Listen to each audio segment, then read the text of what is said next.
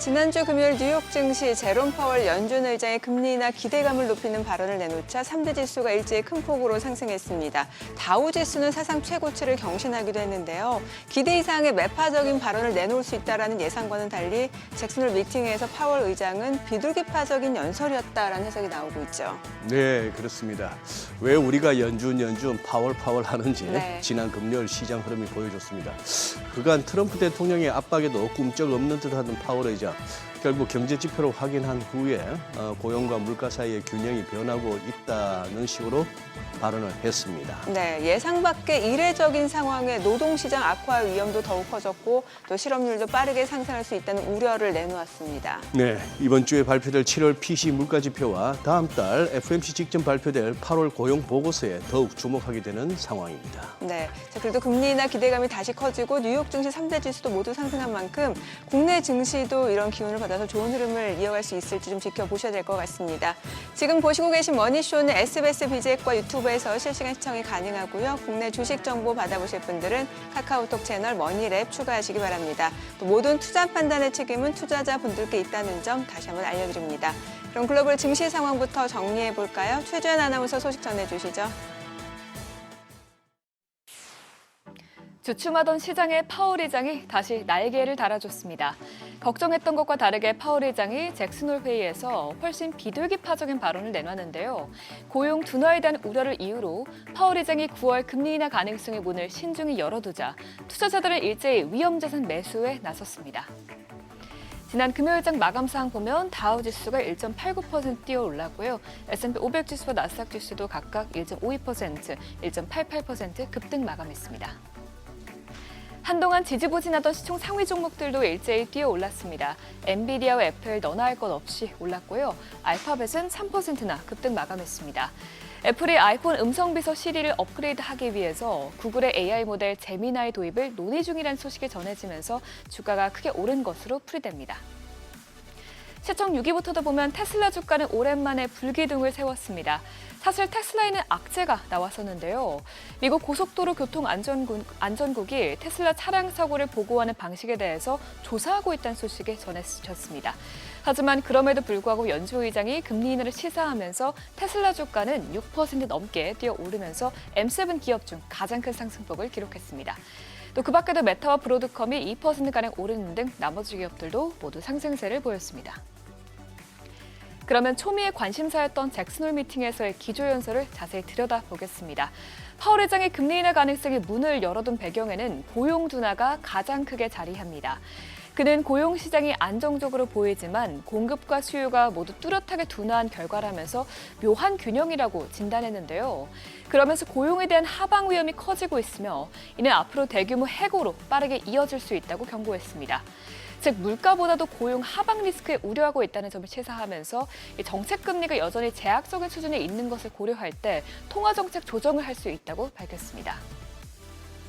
물론 파월 의장은 단순히 기준금리 완화 신호만 준 것은 아닙니다. 그는 인플레이션 상승 압력에도 주목하면서 시장에 잇단 큰 폭의 금리 인하 기대감에는 선을 그었는데요. 연준 의장은 관세가 소비자 물가에 미치는 효과가 이제 뚜렷하게 보인다면서 장기적으로 인플레이션 압력으로 이어질 리스크에 대해서 우려해야 한다고 말했습니다. 파월 의장이 이렇게 금리 인하의 신호를 내비치긴 했지만 신중론도 동시에 유지하면서 금리 인하에 대한 기대감은 하루 만에 원위치 됐습니다. 월가에서도 파월 의장이 9월 금리 인하 가능성 열어두긴 했지만 확실하게 약속했다고 보진 않는다고 평가했습니다. 그만큼 앞으로 나올 물가와 고용 지표가 또다시 금리 인하에 결정적인 역할을 할 수 있다는 건데요. 앤드루 그랜섬 CIBC 수석 경제학자는 여전히 8월 고용 보고서에 따라서 금리를 9월에 내릴지 혹은 10월에 내릴지 달라질 수 있다고 말했습니다. 이제 그렇기 때문에 더 큰 논점은 9월 이후의 경로인데요. 9월 인하가 이뤄져도 연속적으로 금리 인하가 이뤄지긴 어려울 것이라는 목소리들이 나오고 있습니다. 연준의 비공식 대변인으로 알려진 월스트리트저널의 닉 티미라우스 기자는 연준이 올해 마지막 두 차례 회의인 10월과 12월 회의에서 추가적으로 금리 인하를 고려할지 여부가 관건이라고 밝혔는데요. 그만큼 앞으로 나올 지표들에 예의주시해 봐야겠습니다. 파월 의장의 발언이 나온 후 사실상 9월 금리 인하가 확실시될 것이라는 전망이 나오면서 국채 금리는 큰 폭으로 하락했습니다. 특히 통화 정책에 민감한 2년물 금리가 9베이시스 포인트나 내렸고요. 10년물 금리도 7베이시스 포인트 떨어지면서 4.25%에서 마감이 됐습니다. 지난주 내리 파월 의장이 매파적인 발언을 내놓을 것이라는 우려감에 올랐던 달러화는 잭슨홀 회의 후 지난주 상승세를 전부 되돌렸습니다. 달러 인덱스는 1% 가까이 빠지면서 다시 97선까지 내려앉았습니다. 금 가격은 1% 넘게 오르면서 단숨에 3,400달러를 돌파했습니다. 달러가 약세를 보였고 또 앞으로 금리가 내려가면 이자가 발생하지 않은 금에 대한 매력이 높아지게 되기 때문입니다. 한편 국제유가는 러시아와 우크라이나 간 정상회담 성사 가능성이 점점 옅어지면서 상승세를 이어갔습니다. 지난 한 주간 WTI 브렌트유는 각각 1.51%, 2.95% 급등했습니다. 마지막으로 그러면 이번 주 주요 일정도 확인해 보겠습니다. 다행히 주식시장의 잭슨홀 미팅이라는 큰 관문을 넘겼지만 이번 주에도 시장은 큰 산 2개를 넘어야 합니다. 우선 현지 시간 27일에는 드디어 엔비디아 실적이 공개됩니다. 엔비디아는 이번에도 시장 예상치를 웃돌 것으로 예상되고 있지만 만일 가이던스가 부진하게 나오거나 예상치를 하회하는 실적이 나오게 된다면 AI 버블에 대한 논란에 더욱더 불이 붙을 수 있기 때문에 주목해봐야겠습니다. 또한 엔비디아가 중국 수출과 관련해서도 어떤 코멘트를 내놓을지 주목이 됩니다. 또 두 번째로 지켜봐야 할 것은 PC 물가지표입니다. 파월 의장은 이번 잭슨홀 연설에서 인플레이션 위험은 여전히 있다고 우려를 내비쳤기 때문에 그만큼 PC 가격 지수의 중요도가 올라갔는데요. 현재 팩트셋에서는 근원 PC가 전년 동기 대비로 2.9% 오를 것으로 예상하고 있습니다. 이는 절대적으로 2%의 물가 목표치에서 크게 벗어난 수치이기 때문에 이번 발표치에 대해서 연준위원들이 어떤 발언을 내놓을지에도 주목해봐야겠습니다. 굿모닝 마켓이었습니다.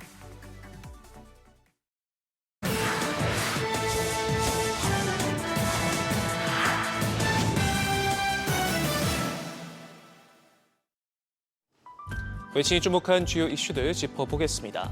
트럼프 대통령의 인텔 살리기가 현실이 됐습니다. 지분 10%를 취득해 미국 정부가 최대 주주로 올라서게 됐는데요. 반도체 보조금에 대한 대가로 지분을 받기로 한 만큼 동일한 혜택을 받는 삼성전자 등 외국 기업에도 같은 잣대를 적용해 미국 정부가 지분 인수를 시도하려 할 가능성이 제기되고 있고요. 설령 보조금과 지분 수합을 요구하지 않더라도 반도체 품목 관세를 고리로 추가 투자를 요구하거나 보조금을 대폭 삭감할 수 있다는 관측도 나옵니다. 그렇다면 외신들은 전례 없는 트럼프식 자본주의를 어떻게 보고 있는지도 한번 살펴보죠. 먼저 워싱턴 포스트는 자유시장인 미국이 중국처럼 돼선 안 된다며 트럼프 행정부의 인텔 지분 인수는 실수다 쓴소리를 남겼습니다. 그러면서 시장을 왜곡할 위험이 있을 뿐만 아니라 정부가 대규모 지원에 나선다 한들 모바일 컴퓨팅에 이어 인공지능에서도 뒤처진 인텔이 과거의 영광을 회복할 수 있을지도 미지수다 짚었고요. 뉴욕타임즈 역시 미국 정부가 앞서 US-7과 MP 머티리얼즈에 이어 인텔 지분까지 보유하고 나선 데 대해서 미국 경제가 중국이나 러시아와 같은 국가 자본주의를 닮아가고 있다 우려를 내비쳤습니다. 그러면서 트럼프 행정부가 어떤 형태로든 정부가 개입할 수 있는 다른 기업들을 샅샅이 물색하고 있다 전했는데 이번 계약과 관련해 주주들을 비롯한 이해 당사자들과의 소송 가능성도 거론되고 있습니다. 이더리움이 파죽지세 호름세를 보였습니다. 사상 처음으로 4,900달러 선도 뚫어냈는데요. 파월 연준 의장의 기준금리 인하 시그널이 반등의 마중물 역할을 해줬습니다.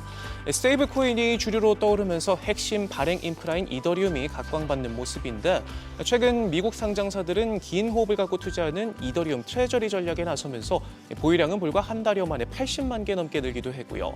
선물 미결제 약정은 시카고 상품거래소에서 사상 최고치인 83억 달러를 찍기도 하면서 이더리움 가격은 최근 한 달 새에 30% 가까이 뛰는 등 시장에선 월가의 블록체인이라고까지 불리며 주목받고 있습니다. 혁신의 아이콘 타이틀이 무색하리만큼 지지부진한 모습을 보여주고 있는 애플이 차세대 아이폰에 사활을 걸었습니다. 블룸버그는 아이폰 17 시리즈가 다음 달 공개될 것으로 예상하면서 이번 모델이 3년에 걸친 대규모 재설계의 첫 단계다 짚었는데요. 특히 에어라는 새 사양이 출격 대기 중인데 역대 아이폰 중 가장 얇은 모델로 삼성의 갤럭시 S25 엣지보다도 얇은 수준이고 내년 출시 예정인 폴더블 아이폰을 위한 교두보 역할을 할 것으로 전망했습니다. 하지만 AI 막차를 놓치면서 이미 늦었다는 평가도 나옵니다. 음성 비서 시리에 인공지능 모델을 도입하기 위해 뒤늦게 구글과 논의 중인 것으로도 전해졌는데 사실상 독자 개발의 실패 외부 의존도를 높이면서 애플이 자칫 스마트폰 시대에 적응하지 못해 고개를 숙인 노키아의 전철을 밟을 수 있다는 평가까지도 나옵니다. 그런가 하면 머스크는 자신의 인공지능 스타트업 xAI가 만든 그록을 오픈소스로 공개하겠다 밝히면서 향후 최고의 AI 기업으로 이끌 것이라는 자신감을 드러냈습니다. 머스크는 곧 구글을 제외한 어떤 기업도 넘어서게 될 것이라며 구글도 조만간이다 말하면서 중국 기업들을 가장 강력한 경쟁자로 꼽았는데요. xAI는 최근 1,130억 달러의 기업 가치를 인정받고 다시 또 대규모 투자 유치를 준비하고 있는데 업계는 xAI가 설립된 지 불과 2년여 만에 머스크의 저돌적인 추진력 과 막대한 자본으로 AI 기술 수준을 빠르게 진전시켜왔다는 점에서 회사의 성장 가능성을 높게 보고 있습니다.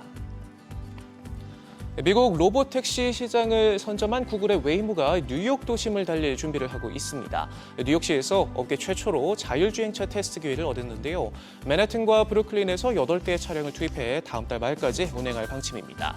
미국에서 가장 먼저 상용화에 성공한 웨이모는 최근 오스틴과 샌프란시스코 등에서 서비스를 확장하고 워싱턴 DC 등에서도 달릴 준비를 하고 있는데 최근에는 1,000만 번째 로보택시 운행을 달성하면서 시장 선두로 입지를 굳히고 있습니다. 지금까지 글로벌 비즈였습니다.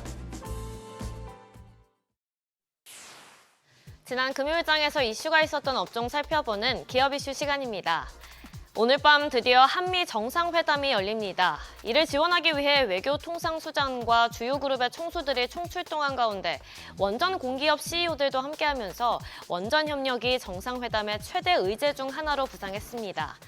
당초 반도체, 배터리, 조선업 등이 주요 의제로 꼽혔지만 웨스팅하우스와의 합작회사 설립 논의가 수면 위로 오르면서 협력의 범위가 크게 확장될 수 있다는 관측이 나오는데요. 만약 한수원과 웨스팅하우스 간의 합작회사 설립이 현실화되면 체코 원전 수주 과정에서 불거진 불공정 계약 논란을 상당 부분 해소할 수 있을 것으로 보입니다. 여기에 2015년에 체결된 한미 원자력 협정 개정 여부도 함께 주목받고 있습니다. 마감 상황 보면 한택이 13% 가까이 올랐고요. BHI 10.78%, DK락도 9% 넘게 올랐고 우리기술 7.2%, LS일렉트릭도 6.83% 강세 보였습니다. 러시아와 우크라이나 종전 협상이 쉽지 않아 보이는 가운데 글로벌 수요에 대한 낙관론이 부상하면서 방산주도 강하게 시세 분출했습니다. 최근 증권가에선 글로벌 무기 수요 증가 추세가 지속될 거란 전망을 내놨는데요. NH투자증권은 일단 협상 자체가 쉽지 않은 일인데 만약 된다고 하더라도 정황상 러시아의 요구가 많이 관철돼서 이뤄질 가능성이 높다고 진단했습니다. 이에 따라 러시아의 영토 확장이란 본질적인 안보 위협이 해소되지 않는 종전이 될 가능성이 높으므로 유럽의 무기 수요 감소로 이어지지는 않을 거란 판단인데요. 이는 또 중동이나 아시아의 국가들에도 무력에 의한 영토 침탈이 가능하다는 것을 시사할 수 있어서 글로벌 무기 수요 증가 추세도 바뀌지 않을 거라고 분석했습니다.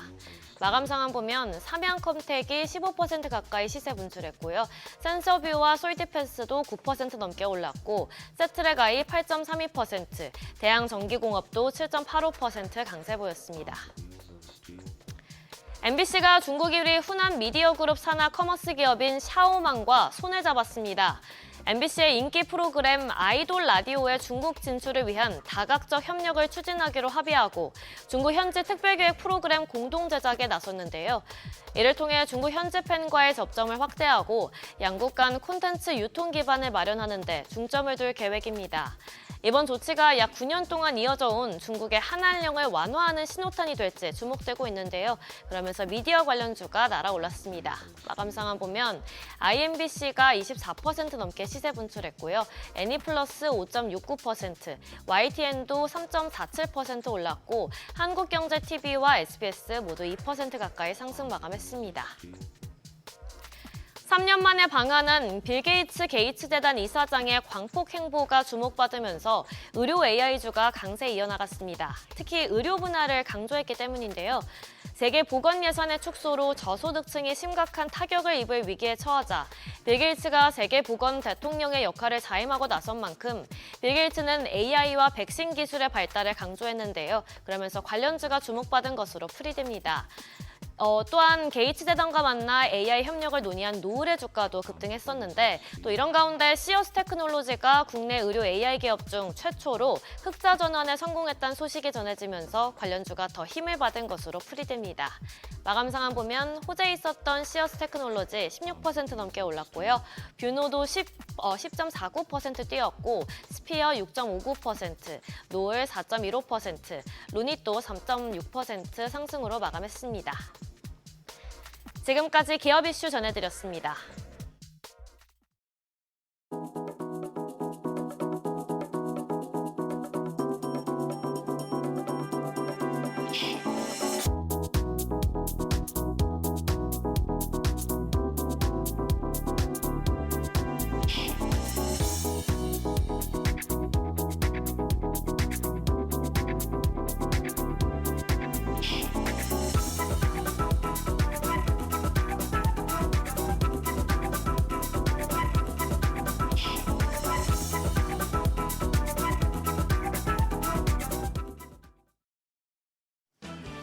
지난주 국내 증시는 주 후반에 반등하면서 마무리됐습니다. 우리가 쉬는 사이에 소화해야 할 이슈가 굉장히 많아졌습니다. 제롬 파월 연준 의장이 잭슨홀 연설에서 금리 인하를 시사했다는 해석에 뉴욕 증시 강했는데요. 이후에 아니다, 신중한 입장으로 봐야 한다는 풀이가 나오면서 금리 인하 기대는 살짝 꺾인 상황입니다. 국내 증시는 인하론과 신중론 어떤 해석을 오늘 더 크게 받아들일까요? 지난주 시장 복귀하면서 이번 주 투자 포인트 정리하고 가시죠. 양 지수는 지난 금요일 모두 상승했습니다. 코스피가 0.9% 올라 3,168선, 코스닥은 0.7% 가까운 상승하며 782선이었습니다. 코스닥의 경우 5일 만에 반등했습니다. 지난주 초에 주도주를 중심으로 나왔던 강한 매도세가 주 후반으로 가면서 사그라들었습니다. 다만 잭슨홀 연설을 앞두고 있었기 때문에 조정폭 대비해서 반등폭이 크진 않았습니다. 그래도 다행스러운 부분은 코스피에서 오랜만에 외국인과 기관 동반 매수세가 유입됐다는 점입니다. 코스피에서 외국인 1,826억 원 순매수하면서 6거래일 만에 사자 포지션을 취했습니다. 기관도 1,556억 원 매수 우위를 기록했는데요. 메이저 수급 주체의 쌍끌이 매수세가 나타나는 건 지난 8월 5일 이후에 처음이었습니다. 개인만 홀로 4,600억 원 가까이 팔아냈습니다. 코스닥 시장에선 외국인만 매수 우위였습니다. 649억 원 순매수하면서 지수의 반등을 주도했습니다. 반면 기관이 92억 원 팔아냈고 개인도 300억 원 넘게 순매도했습니다.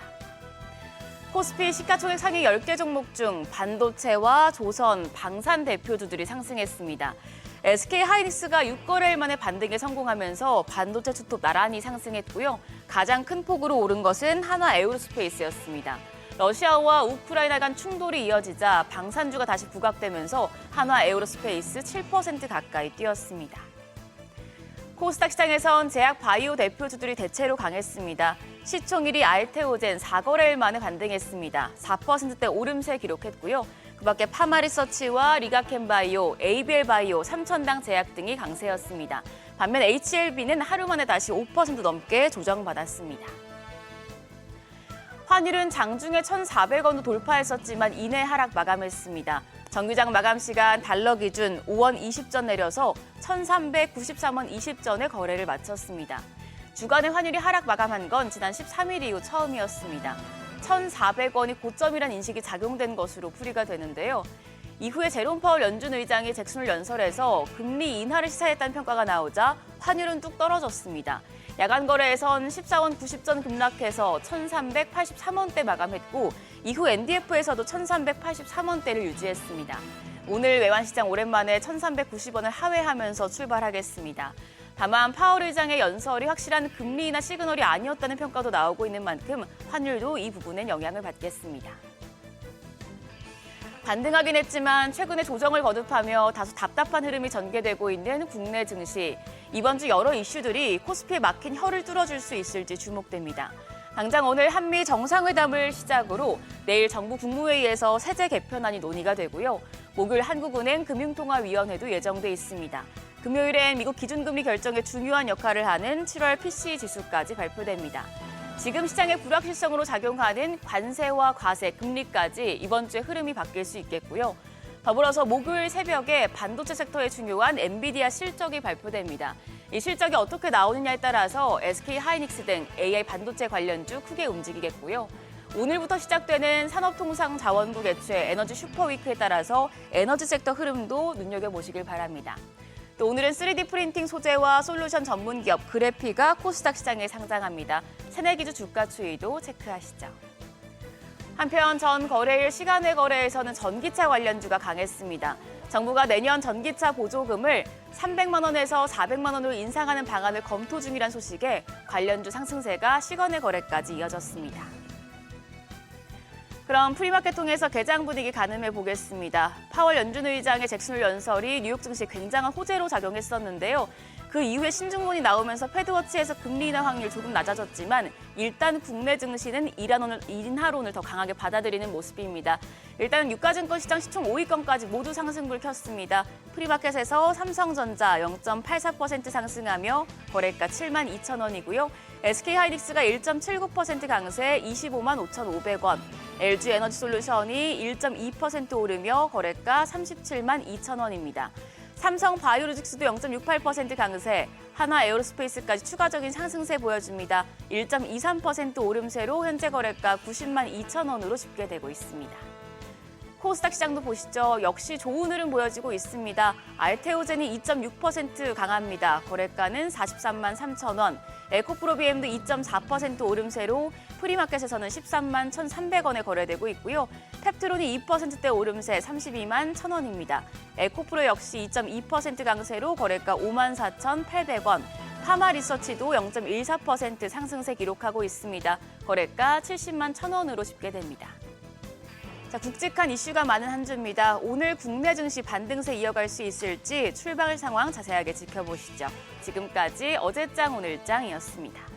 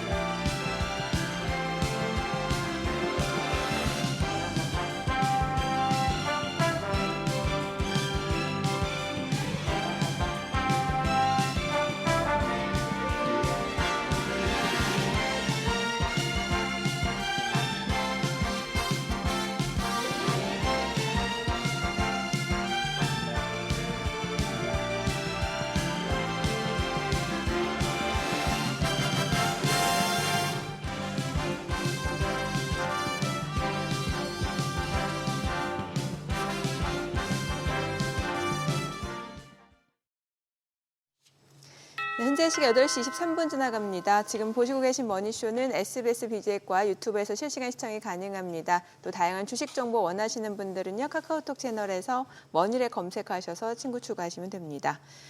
잭슨홀 심포지엄에서 제롬 파월 연준 의장의 발언, 시장에서는 비둘기 파지겠다 이런 해석을 내놓으면서 시장이 환호하는 분위기였는데 일단 노동시장 또 AI가 노동시장에 미치는 영향력에 대해서 이번 주제였잖아요.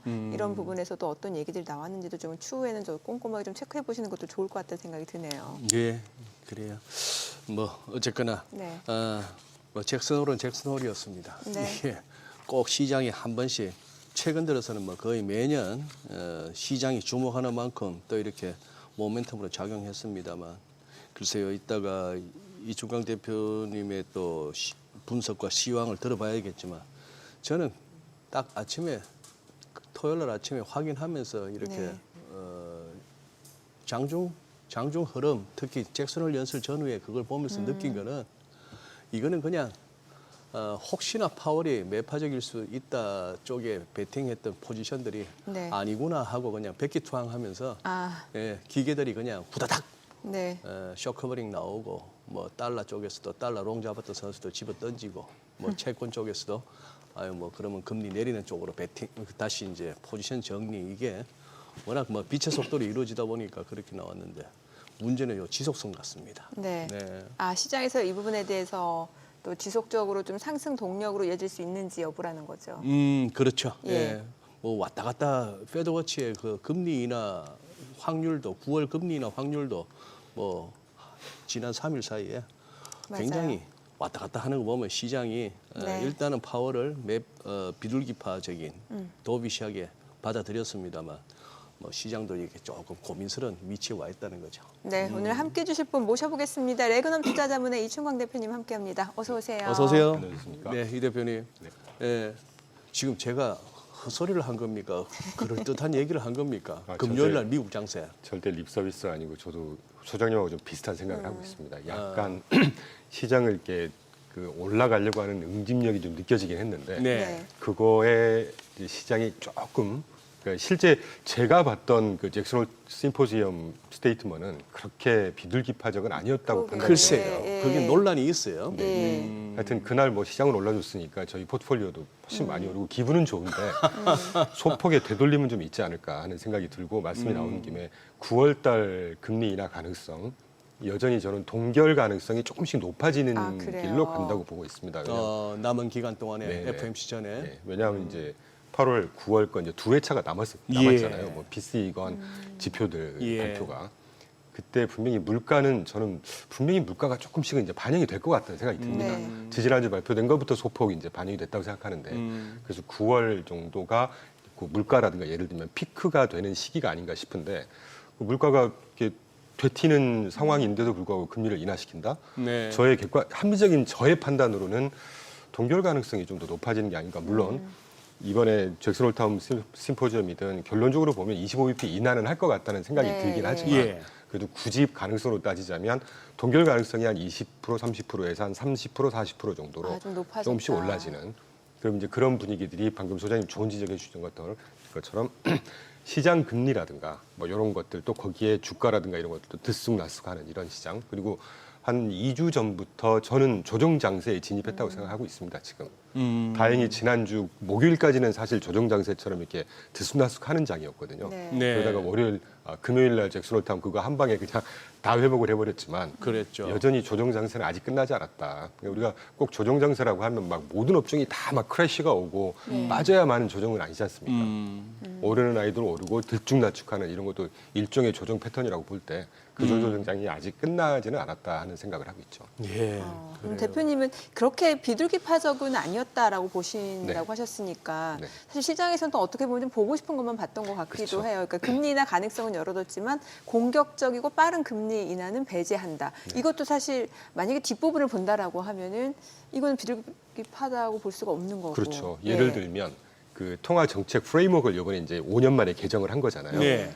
그 평균 물가 목표제에서 유연 물가 목표제로. 네. 근데 정말 이렇게 조금 세세하게 뜯어놓고 보면 그렇게 큰 뭐 이렇게 비둘기파적인 스탠스의 전환은 아니었다고 저는 판단이 됩니다. 예. 그 평균 목표 물가제라고 하는 게 어떤 기준점이 있을 때 이전에 물가가 많이 올랐으면 또는 많이 떨어졌으면 반대로 일정 기간 동안 향후에 이게 일정 기간 동안 평균을 내서 하자는 거니까 오르거나 떨어지는 거에 그렇게 크게 반응하지 말자. 근데 이게 실기를 할 수가 있으니까 그때그때 반응하는 걸로 유연 물가제로 바꾸자 이거거든요. 간단히 네. 요약을 하면. 근데 이게 그때그때 시장에 그 비둘기파적인 대응이 있을 수도 있지만 단기적으로 매파적인 대응이 있을 수가 있다는 얘기죠.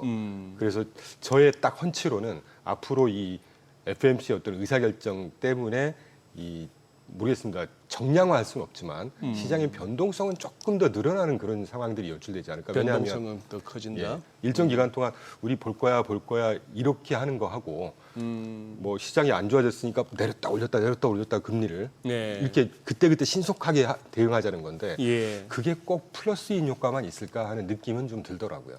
지금 자막에 프레임워크 변경, FIT 전통으로 예, 저게 회귀. 이제 FIT Flexible Inflation Targeting이라고 그래서 저게 유연 물가 목표제입니다. 원래 저걸 쓰고 있었는데 팬데믹을 거치면서 FAIT, 그러니까 Flexible Average Inflation Targeting으로 평균 물가 목표제로 바뀌었다가 이번에 다시 이제 FIT로 복귀를 그렇죠. 하는 것이죠. 그러니까 중간에 A가 빠진 거죠. 네. 2020년에 한참 팬데믹 때 그때 물가가 막 올라가고 있는데 연준은 파월은 일시적일 것이야. 그리고 지난 수년간 2% 목표치에 미달하고 있었으니까 앞으로 향후 좀 2% 위로 올라간다고 해서 우리가 즉각적으로 금리 인상하는 건 아니고 평균으로 한번 따져보자. 그렇죠. 이것이 뭐 AIT FAIT. 평균 예, 스탠스 인플레이션 방향. 목표치 목표제 이런 식이었는데 그게 다시 플렉스블하게 오를 것 같으면은 인플레가 불안하면은 금리 인상으로 바로바로 올렸다가 또 떨어지면 또 바로 떨어지고 올렸다가. 이렇게 그 말은 아주 뒤집어 볼 것 같으면 이러다가 그 물가가 오르는 쪽으로 이렇게 계속 지표가 방향성을 정하면은 또 금리를 올릴 수도 있다는 쪽의 얘기가 되네요. 그렇죠. 그래서 저는 뭐 그때그때의 시장 상황이야 들쭉날쭉하겠지만 네. 총량 개념으로 보면 변동성은 조금 더 확대되는 이런 정책 대응이 되지 않을까 하는 느낌은 지금까지는 들고 있습니다. 물론. 요즘은 이렇게 시황 뭐 뉴욕에서 이런 일들이 벌어졌습니다라고 장황하게 설명하기에는 막 민망한 것이 우리 시청자분들이나 투자자분들이 공부를 너무 많이 하세요. 맞아요. 그래서 야, 그거 다 아는 얘기고 그 다음을 얘기해라 이렇게 말씀하시는 분들이 많으신데 그래도 이렇게 뭡니까 머니쇼에서 정리해 주겠지 해서 조금 이렇게 주말을 편하게 보내셨던 시청자분들을 위해서 그러면 어느 대목에서 시장이 저렇게 그러면 뭐야 할까요? 파월은 다소 연준은 매파적일 수 있어, 잭슨홀 회의가 매파적일 수 있어라고 기대하고 조금 포지션을 부축했던 선수들이 아닌가 보다 하고 덮었던 대목이 뭐죠? 2개 정도 있었습니다. 2개 정도. 그 지금 차트 보시는 대로 네. 이제 이 페드 연방준비제도가 의회로부터 부여받은 미션이라고 하죠. 책무라고 표현하는데 최대 고용과 물가 안정. 근데 네. 이번에 그 노동시장의 방점을 찍었죠. 아, 예. 네. 제일 위에 노동시장이 균형 상태가 돼 있다 지금. 네, 네. 그래서 정책 변경이 가능한 상황에 와 있다. 요거 하나 하고 제일 마지막에 그 노동 수요와 공급이 동시에 둔화하면서 특이한 균형이다. 뭐 저는 특이한 균형이라고 생각 안 합니다. 예. 그냥 공급 줄고 수요 줄어들면 그게 결국은 균형인 거니까. 어쨌건 그런데 그게 특이한 상황인데 결론은 이게 고용 하방 위험이 증가하는 상황일 거다. 왜냐하면 네네. 어떤 식으로든 고용 시장이 조금씩 위축되는 거니까. 네. 그래서 통화정책 조정을 정당화하는 상황이다. 요 2개가 그럼 통화정책 정당화한다는 거니까 이제 금리를 내리는 방향 아니겠습니까? 예, 예. 노동시장이 위축이 되면. 네. 근데 저거 하나의 방점을 찍고 시장이 폭등이라면 폭등 많이 회복을 했는데 문제는 물가 부분이죠. 연준이 지금 팬데믹 이후 또는 글로벌 파이낸셜 그 크라이시스인가요? 글로벌 금융위기 이후에 가장 중요시했던 특히 2022년도부터 인플레이션 파이트 아직 안 끝났습니다. 네. 그 물가 안정 부분이 지금 어떻게 될지 모르겠다는 거거든요, 여전히. 그리고 실제 적어도 지지난주 발표된 물가 지수 보면 점점 이제 관세가 물가에 투영이 되는 걸로 나온단 말이죠. 네. 그 부분을 조금 경시했던 것 같아요. 금요일 날 시장은. 저는 저 부분을 조금 더 좀 중시해서 봐야 된다. 앞으로 네. 이제 물가가 조금 관세가 물가에 조금 더 이렇게 높은 수치로 이를테면 반영이 되지 않을까 하는 의미에서 9월달에 금리 동결 가능성도 조금씩 높아지는 게 아닌가 하는 느낌이 드는 것이죠. 그러니까 뭔가 실업률이 낮음에도 공급과 수요가 다 지금 약화되는 그 균형 상태긴 합니다만 고용시장이 둔화되고 이게 결국에 임금 상승이라는 압박으로 이어지지 않기 때문에 이제 지속적인 인플레이션이 나타나지 않을 것이다. 그래서 금리를 인하할 수 있는 여건이 거기까지 확대 해석을 한 것이죠. 마련이 됐다. 이렇게 네. 지금 시장에서 본다는 거예요. 물론 제가 깜빡하고 말씀 안 드리는데 좋은 지적해 주셨는데요. 필립스 곡선에 대한 네. 언급도 분명히 있었습니다. 예, 예. 저한테 되게 반가웠는데 예. 네, 경제학도로서 그런 예. 걸 좀 예. 뭔가 분석하는 것 같지 않습니까? 네네. 원래 필립스 곡선이라고 하는 게 실업률이 낮아지면 네. 상황이 펀더멘털이 좋아지는 거니까 인플레이션이 올라간다는 거고 실업률이 높아지면 인플레이션이 떨어진다는 거거든요. 연계관계가 예, 있다는 예. 건데 그랬죠. 그게 사실 몇 년 전부터 FMC에서 필립스 곡선을 정책 수단의 의사결정 툴 중에 하나를 거의 도외시했었습니다. 이게 어그러졌었던 네. 것이죠. 뭐 필립스 곡선은 죽었다 이런 얘기도 있었죠. 근데 요번에 그걸 컨펌을 해줬던 것 아하. 같아요. 무슨 말씀을 했냐면 그 다음 페이지 이제 프레임워크 개정 중에 그 추정치를 상회하는 고용이 네. 고용 상황이 좋은데도 불구하고 원래 고용 상황이 좋으면 실업률이 떨어진다는 얘기니까 인플레이션이 높아져야 된다는 그렇죠. 거잖아요. 예. 원래 필립스 곡선 예. 원칙에 따르면. 그런데 추정치를 상회하는 고용이 물가 상승 위험을 수반하지는 않더라. 예. 요것도 사실은 이제 그러니까. 조금 더 깊이 보면 그 비둘기파적인 해석이 가능했었던 것 같은데 하여튼 노동시장이 분명히 지금 어떤 식으로든 조금씩 슬로우 다운 안 좋아지고 있다. 그래서 우리 네. 정책 변경을 할 수 있는 여지가 있어. 거기까지인데 요걸 조금 확대해서 이제 금리 인하가 분명히 지겠구나 하는 것 같은데 저는 조금은 다른 생각을 하고 있습니다. 또 그 예의주시해야 관세로 된다. 인한 그 물가 상승 압력 흔적이 명확히 보이고 누적적이지만 이거는 보니까 지속적이 아니라 일회성 물가 상승에 그칠 가능성이 높다. 이런 얘기도 있었잖아요. 네. 예. 그러니까 이 부분도 시장에서는 좀 그렇죠. 좀 좋게 해석을 좋게 하는 보는 건데 거죠. 저는 그래도 예. 이제 미래를 앞으로를 대응하는 게 예, 이제 예. 포트폴리오 관리자의 책무잖아요. 저희 예. 같은 사람도 너무 과학 여담이긴 하지만 조금 과하게 빨리 봐서 실기하는 경우도 없잖아 있긴 한다. 네.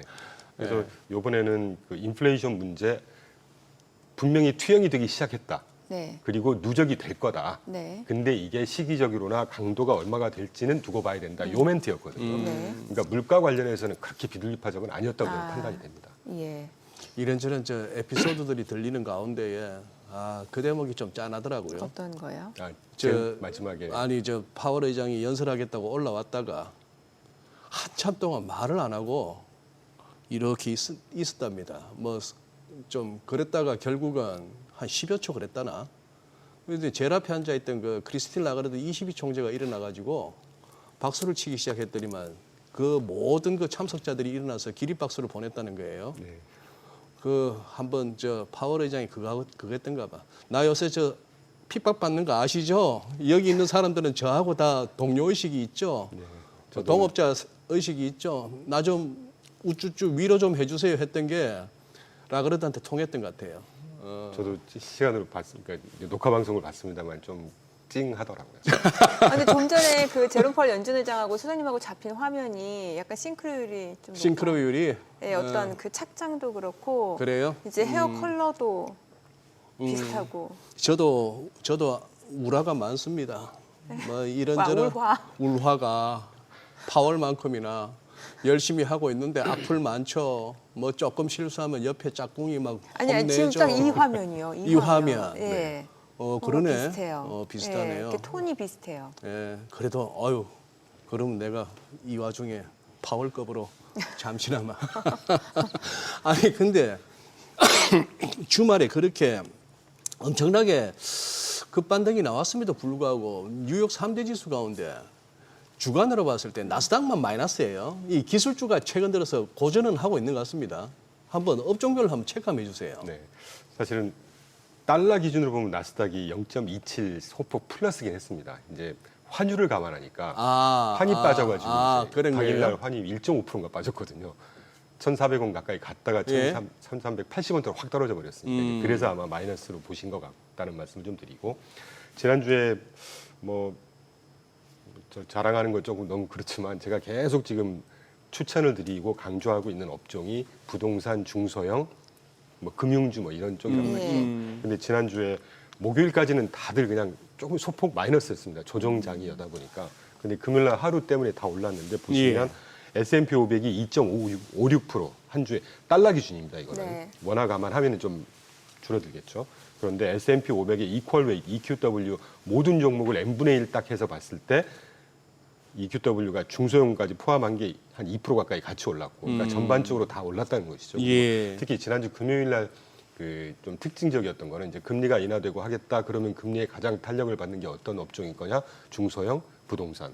저희 포트폴리오 중에서도 이제 부동산 리츠만 투자하는 게 네. 거의 한 2% 가까이 올랐으니까요. 예, 그리고 이제 역시 중소형 가장 오른쪽에서 두 번째 중소형의 파란색 주간으로 3.3% 가장 높은 상승률을 기록했습니다. 러셀 2000이 그때 한 3.4%인가 당일날 올랐었잖아요. 이제 그런 것들이 되게 특징적이었다는 거고, 그다음에 이제 금융주가 아무래도 금리가 인하가 된다고 하면 가장 수혜 보는 게 또 금융주 아니겠습니까? 금융주가 한 2.14% 정도 올랐으니까, 그리고 이제 소재 또 산업재 이런 것들이 특이한 거는 제가 계속 산업재, 중소형 산업재 지난번에도 그 ETF 하나 소개해드리고 갔었지만 예. 보시면 빨강색이 YTD 전 업종의 YTD 네. 연초율 성과인데 네. 되게 의외시죠. 산업재가 16% 제일 높습니다. 우리가 별로 산업재 같은 거 신경 안 쓰지 않습니까? 근데 이런 것들이 좀 특징적이었다. 그리고 여전히 뭐 테크나 통신 서비스가 계속 상승세를 주도하고 있기 때문에. 근데 이제 테크가 네. 마이너스 1.24 예. 달러 기준으로 또 예. 이건 이제 이익 실현성이 좀 있었던 것 같아요. 최근에는 왜냐하면 4월 8일 전저점 이후에 맞아요. S&P 30% 올랐고요. 예, 나스닥이 40% 가까이 올랐습니다. 예. 이익 실현성, 뭐 계절성 이런 것들이 좀 있지 않았을까 하는 생각이 듭니다. 근데 뭐 대세가 바뀐다거나 네. 테크주들이 이제는 뭐 하락세로 접어들었다 이런 건 전혀 아닌 것 같고요. 뭐 최근에는 이제 이렇게 AI라든지 빅테크 관련주로 좀 차익 실현 물량이 나오다 보니까 뭐 AI 거품론 이런 얘기까지 나오고 사실은 이게 산업 자체의 거품이라기보다는 이 산업에 대한 맹신으로 과한 투자가 거품일 수 있다 이런 얘기인데 지금 경기 상황하고 이제 금융시장만 놓고 보면 약간의 또 괴리감도 느껴지는 게 이제 주식시장 같은 경우는 이제 AI라든지 빅테크 쪽으로 뭐 최근에는 좀 물량이 나오긴 했습니다만 그래도 계속해서 상승세가 이어지고 있는 상황이고 근데 경기는 좀 안 좋잖아요. 그렇죠. 그러니까 이게 뭔가 좀 괴리감이 느껴지는 거는 어떻게 저희가 받아들이면 되는 거예요? 뭐 자연스러운 현상이다 일단 네, 자연스러운 간단히 먼저 현상. 말씀드리고 그리고 예. 이제 좋은 내용을 한꺼번에 많이 주셔서 저도 드리고 싶은 말씀이 있으니까 네. 한번 이걸 다루기 전에 예. 샘 얼트만이 지난주에 네, 거품론. 거품론 네. 얘기하면서 제가 그 사이에 이제 방송에서 조금 외람되지 마 이런 네. 표현 드렸거든요. 조금 임팩을 확 드려야 될 것 같아서 예. 샘 얼트만이 뭘 한다고. 챗GPT 아직 비상장 회사입니다. 예. 그리고 그 회사도 계속해서 투자를 받아야 되는 예. 상황이고요. 예. 최근에 경쟁사들이 막 올라오면서 예. 투자세도 막 늘어나고 이러니까 예. 본인이 받아야 될 걸 조금 이제 좀 뺏긴다는 느낌도 있었을 테고요, 분명히. 예. 그래서 워싱턴인가에서 기자들하고 저녁 환담하면서 했다는 얘기 아니겠습니까? 그 친구가 뭘 한다고. 챗GPT의 창시자는 아니죠. 기술자들이 창시한 곳이지 샘 올트만이 창시했겠습니까? 그렇게 따지면 일론 머스크가 훨씬 더 천재고 마이크로소프트가 훨씬 거기다 투자한 회사니까요. 근데 이제 저 친구는 그러면서 제일 마지막 말미에에도 불구하고 우리는 데이터 센터 등 AI 전략적 투자 계속 할 거야. 네. 앞뒤 안 맞는 얘기를 했다는 네, 것이죠. 예. 그렇죠. 일단 약간 제가 일가를 모순적인. 꼭 하고 싶었습니다. 예. 그리고 내가 잘 돼야 되는데 그렇죠. AI 하면 샘 얼트만 이렇게 돼야 되는데 자꾸 약간 뭐, 그런 것 같아요. 그 메타에서 그 AI 그 인재들을 데리고 갔잖아요. 몇 큰 천억씩 돈을 주고. 들어가면서. 그러니까 그렇게까지 하지 말라는 뜻의 뉘앙스도 약간 있었던 경쟁심의 네, 그런 것 어떤 같아요. 표현이었던 것 같고요. AI 테크니션이지 시장 전문가는 아니지 않습니까? 네, 네. 그런 생각하고 있고요. 그리고 사실은 그 뭐 금요일 날 잭슨홀 심포지엄 스테이트먼이 사실 지금 보시는 차트 한번 꼭 찍어주시는데 이 차트를 제가 그 수요일 날부터 만들어서 이틀 동안 만든 차트인데 요거를 딱 심포지엄에서 비슷한 내용을 언급을 하길래 좀 반갑다 하는 네. 생각이 들었는데 무슨 차트길래요? 예, 저게 이제 빨강색이 경제 펀더멘털의 흐름의 정도라면 우리가 예. 계량할 수는 없는 것이니까요. 파란색이 주가 상승의 강도입니다. 어허. 그러니까 주가 상승은 늘 경제 펀더멘털을 앞서서 과하게 반응하기 마련이죠. 왜냐하면 미래의 성장을 먹고 사는 게 주식 투자니까 괴리가 있긴 마련인데 최근 작년 중반이나 작년부터 최근에 이게 조금 더 정도가 벌어지는 것 같긴 합니다. 이 갭이 더 확대되는 것 같긴 해요. 근데 여러 가지 써놨습니다만 앵커님 지적해 주신 대로 최근에 실질 소비라든가 실질 GDP 성장률이라든가 고용 증가율 이런 것들이 지난해 말 대비해서 지금 거의 절반 수준으로 이거를 위축을 하고 침체로 간다는 거는 아닌 것 같고요. 네. 쿨다운 조금의 네. 부진 정도로 봐야죠. 이 관세 영향이기 때문에. 네. 그래서 이제 그 실물 경기 펀더멘탈은 조금 약화되는 것 같은데 주식은 여전히 올라간단 말이죠. 네. 근데 요인을 보니까 잘하셨던 것처럼 주식 상승이라는 게 거의 뭐 중소형은 아직 꿈틀꿈틀하는 상황 이걸 계속 끌어오는 게 이제 M7 빅테크주들 아니겠습니까? 요번에 요 갭의 차이가 뭐냐 한 세 가지 정리했는데 나머지 중요한 거 아니니까 빼고 그냥 정책 영향이 압도적인 거 아니겠어요? 이민 정책 때문에 심포지엄에서도 얘기한 것처럼 이민 정책 때문에 지금 고용 시장이 어떤 식으로든 위축이 되고 있다. 수요와 공급이 동시에 이제 해서 균형이긴 하지만 그리고 관세 때문에 펀더멘털이라든가 뭐 재정 문제가 긍정적으로 반응 또는 마이너스 반응이 혼재돼 있고 그리고 이제 OBBBA로 대표될 수 있는 조세 정책, 재정 정책 뭐 이런 것들이 어떤 식으로든 경제의 어떤 뭐 플러스든 마이너스 정책 변동성이 지금 막 되게 올라가 있는 상황이잖아요. 이런 것들 때문에 갭이 더 늘어나는 것 같은데 여기서 결국은 투자 아이디어가 뭐냐. 결국은 빅테크들이 상대적으로 더 많은 수혜를 계속 받을 수밖에 없는 이런 그림이 계속 되고 있다는 것이죠. 물론 여기서 이제 비관론자 분들께서는 빅테크의 가격 부담, 밸류에이션 부담을 계속 얘기할 수 있는 여지가 있을 것이고 예. 저 같은 사람은 에도 불구하고 수익성이 막대하기 때문에 여전히 리더십은 가져갈 거다. 그리고 하반기에 지난주 제가 자료는 준비해서 말씀을 제대로 못 드리고 왔지만 하반기에 굵직굵직한 호재가 굉장히 많이 준비하고 남아 있습니다 지금. 그런 것 따지면 결국에 어떤 가격 부담이라든가 이런 슬로우다운의 어떤 트렌드가 결국은 다시 올라가는 양적 성장을 만들어내지 않을까. 미국의 정책적인 차원에서 네. 이런 생각을 하고 있는 것이죠. 이제 결국 뭐 파월 의장의 잭슨홀 연설을 듣다 보니까 이제 9월 FOMC 한 16, 17 그때인데 그 앞에 이제 우리가 평소에도 중요시했습니다만 다음 달 첫 금요일 날 발표되는 이 8월 고용 지표가 진짜 중요하게 됐어요. 지금 이제 시장이 지금 같은 논리로 환호하려면은 고용 시장 지표가 나빠져야 됩니다. 여기서도 또 보면은 주식을 뭐 주식 투자를 갖다가 할 여력이 없거나 하루하루 진짜 그냥 해고 통보나 레이오프 당하면은 그냥 당장 이번 주 주급이 끊기면서 어디서 자야 될지가 걱정되는 사람들 입장에서는 야 고용 나빠진다고 주식시장이 올라하면서 거기서 또 엄청난 괴리감 내지는 어떤 배신감, 이 세상이 뭐야 이럴 싶을 수도 있겠습니다만 자 고용 지표는 중요해졌는데 그 전에 당장 이번 주 PC가 PC도 그렇고 저는 엔비디아가 궁금해요. 다시 실적. 네, 엔비디아 실적. 예. 지금 여기서 그러면 최근 들어서 조금 이렇게 M7을 비롯한 기술주들이 다소 레벨 부담을 느끼고 있는 와중에 엔비디아가 여기서 더 가도 돼? 여기까지인가봐를 갖다가 어느 정도 좀 정해주지 않을까 시장의 싶은데. 방향성을 좀 이렇게 그죠? 트리거 역할을 할 거라고 저희도 생각하고 있고요. 근데 저는 나쁘지 않을 것 같습니다. 나쁘지 않을 것 같다. 왜냐하면 TSMC가 그보다 먼저 한 달에 2번 정도 이렇게 실적 발표를 하지 않습니까? 지금 계속 사상 최고치 실적을 발표하고 있거든요. TSMC가. 그럼 TSMC가 전 세계 이제 만들어내는 패블리스 역할을 하는 공장 역할을 하는 곳인데 그거에 결국 발주하는 회사들이 엔비디아 등등을 비롯해서 설계하는 회사들이잖아요. 네. 그러면 발주를 받아서 생산해내는 실적이 좋다는 얘기는 발주해주는 회사 실적도 좋다는 얘기 아니겠습니까? 우리 심플하게 생각해보면 이제까지 계속 그런 패턴이었습니다. 그래서 저는 엔비디아 사실은 그 잭슨홀 저는 당초에 이 잭슨홀 심포지엄에서 별 내용이 없을 거라고 생각을 했거든요. 근데 확실히 뭐 저 같은 미물보다 참 대단하시다라고 생각하는 게 저도 그 제롬 파월의 여담이긴 하지만 제롬 파월 입장을 좀 이해하려고 하는 편이었는데도 불구하고 지난번에 고용 보고서 발표된 이후에 5월, 6월 달에 굉장히 줄어들었다는 거잖아요. 그래서 제가 간혹 방송에서 이미 실기 한번 할 거다라는 표현을 쓰고 있었는데 확실히 정말 기민한 것 같습니다. 그래서 하여튼 이번에 바꿔줬고 그런 역할들이 결국은 또 지금 그날 뭐 금요일 날 주가에서 봤듯이 금리가 인하되면 결국은 부채 부담이라든가 재무 건전성 이런 것들에 도움이 되는 거 아니겠어요? 저기 엔비디아라고 그런 효과를 안 보겠냐는 얘기죠. 상대적으로 중소형이 더 많이 보긴 하지만 그래서 하여튼 연거푸 말씀드리지만 TSMC 실적 좋았던 거를 가지고 우리가 유추할 수 있는 적어도 엔비디아 나쁘지 않을 거라고 생각을 하고 있고 그래서 그 전에 심포지엄 보기 나오기 전에는 다음 주에 이제 결국 엔비디아가 이 시장의 방향성을 결정하는 역할을 할 거다라는 생각을 하고 있었죠. 지금도 마찬가지 생각을 하고 있습니다. 네.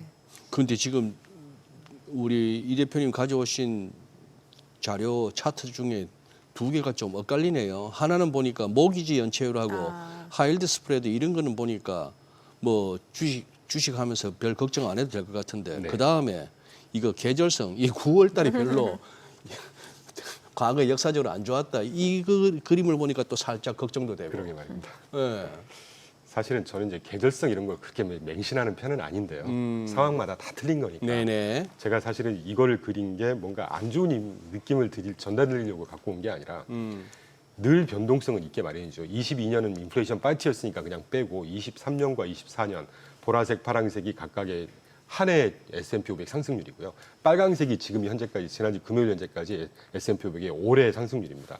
보시면 늘 그 매년 2월에서 한 5월 사이 그리고 하반기에 7월에서 한 9, 10월 사이가 늘 변동성이 있어요. 계절성이. 그때 제가 간단히 소개드렸지만 이 9월 달이 하필이면 그 뭐 로시아시아나라고 그래서 유대인들의 신년제가 겹치고 그러니까 우리가 연말 연초 되면 펀드 매니저들도 북클로징 다 하고 좀 정리해놓고 자산 배분하고 여름 휴가 시즌 갔다 와서 또 자산 배분하고 그리고 또 9월 달이 미국의 법인세 납부 기간이란 말이죠. 이런 것들 그런데 그 정도는 그 1년 과거 한 40년 동안 S&P 500의 1월부터 12월까지 월 평균을 쭉 내보니까 2월, 8월, 9월이 항상 안 좋습니다. 2월, 8월은 그동안의 40년 평균이 0.2% 정도로 소폭 플러스긴 한데 9월 달이 0.93% 정도 돼요. 그러니까 40년 평균이 0.93% 마이너스라는 얘기는 많을 때는 20%, 30%씩 빠졌다는 얘기입니다. 아, 그래요. 근데 이제 그게 방금 제가 말씀드렸던 법인세 납부라든가 로시아시아나라든가 계절성이라든가 휴가라든가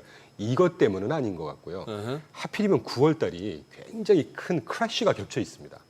2000년 초반에 닷컴 버블 때문에 최저점이 9월이었고요. 그다음에 그 글로벌 금융위기 때 리먼 브로더스가 공식 파산 선언한 게 9월 15일 9월이었고 예. 그리고 2022년도에 머리 갈 거 없이 인플레이션 파이트를 시작해서 금리 공격적으로 올릴 때 S&P 500의 저점이 9월 당시였어요.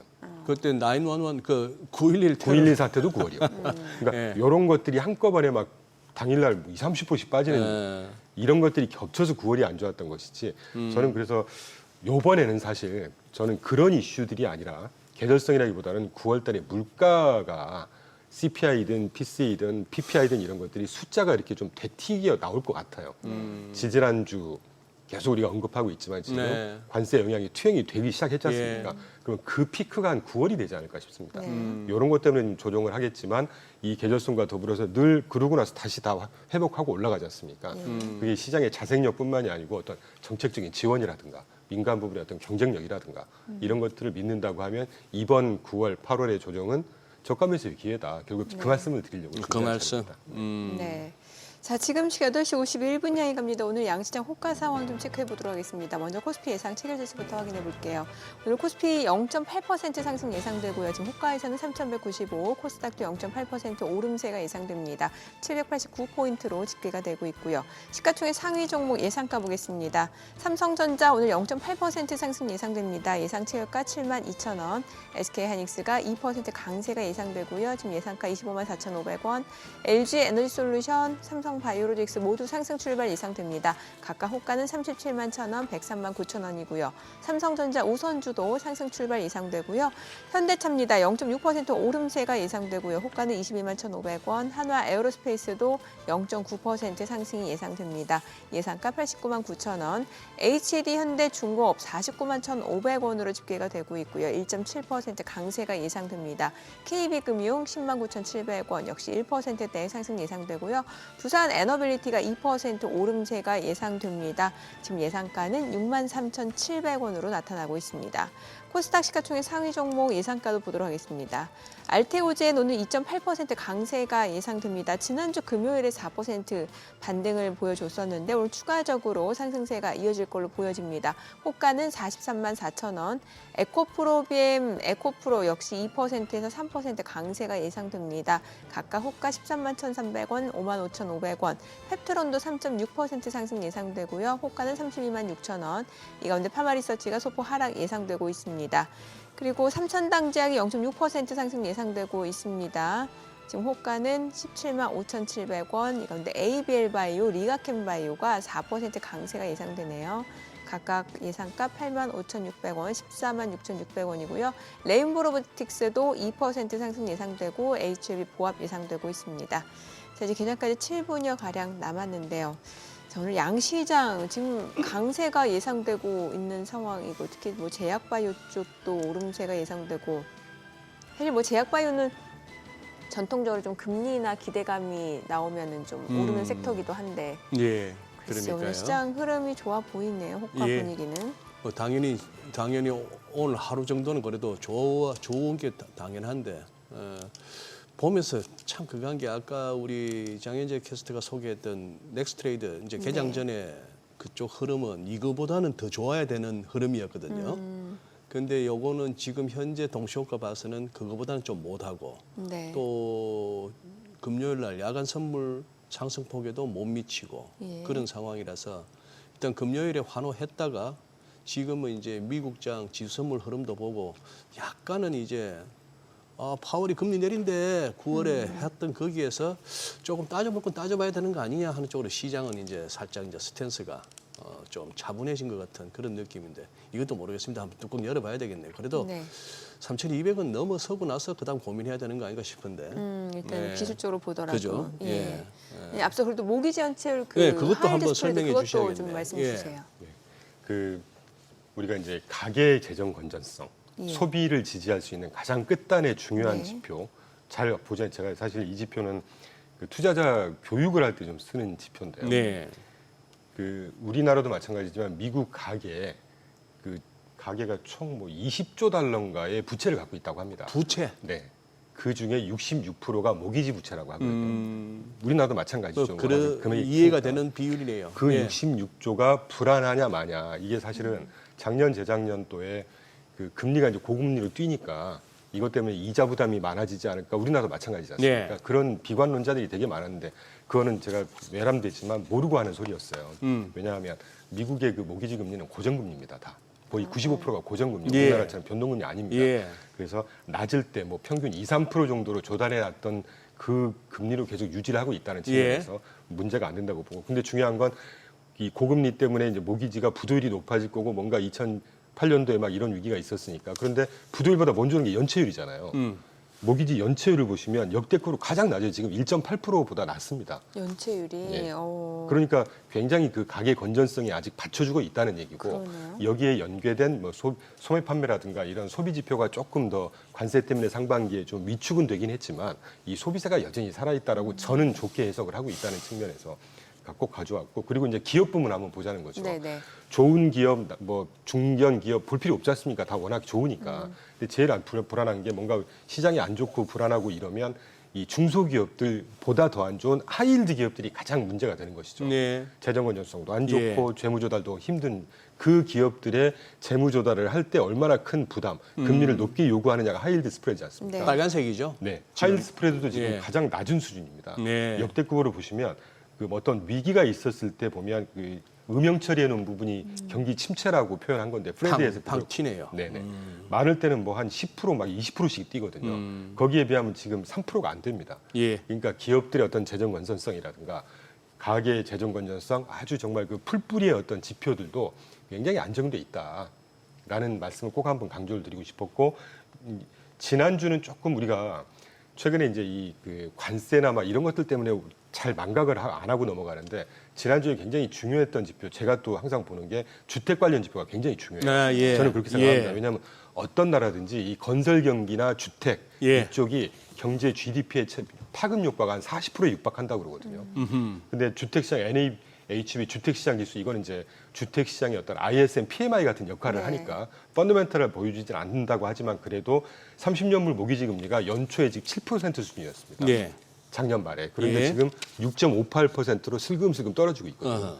모기지 30년물 모기지 금리가 이렇게 떨어지고 있다는 얘기는 옆에 그 제가 그래프는 아니고 글씨로만 갖고 왔는데요. 네. 기존 주택 판매 건수라든가 이것도 지금 증가를 하고 있고 허가 건수는 조금 줄었지만 신규 주택 착공 건수 이런 것들도 어떤 탄력적이라고 얘기할 수는 없지만 그래도 월간으로 계속 증가를 하고 있습니다. 예. 그러면 이게 미국 경제 어떤 양적 성장의 어떤 큰 한 축의 어떤 동력이 되지 않을까라는 측면에서 주택 시장도 우리가 비교적 중요한 지표이기 때문에 한번 제가 강조를 드리고 싶었죠. 그러니까요. 이게 이제 시장 관련한 거라면 이따가 시간이 될지 모르겠지만 하반기에 양적 성장을 끌어갈 수 있는 어떤 것이 정책적인 큰 호재, 이렇게는 시간이 되면 제가 그때 말미에 예. 좀 언급을 드리고 싶습니다. 좀 전에 보여주셨던 그 하이힐드 스프레드하고 모기지 연체율 그 차트를 보면서 설명을 들으면서 제가 드는 생각은 그거네요. 아까 이제 음영 처리된 저 경기 침체 네. 부분에서는 저 빨간색의 하이힐드 스프레드가 막 치솟고 또 연체율도 막 올라가고 하는 상황인데 근데 저때 보면은 저 음영 처리된 저 기간에는 보면은 그린스펀 뭐 버냉키 할 것 없이 파월 옐런까지 저때 되면 막 매번 회의 때마다 금리 내려나고 정신없잖아요. 그러니 그때의 금리 인하는 증시가 환호할 만한 금리 인하가 아니었어요. 그렇습니다. 소위 말하는 리세션 컷이었어요. 맞습니다.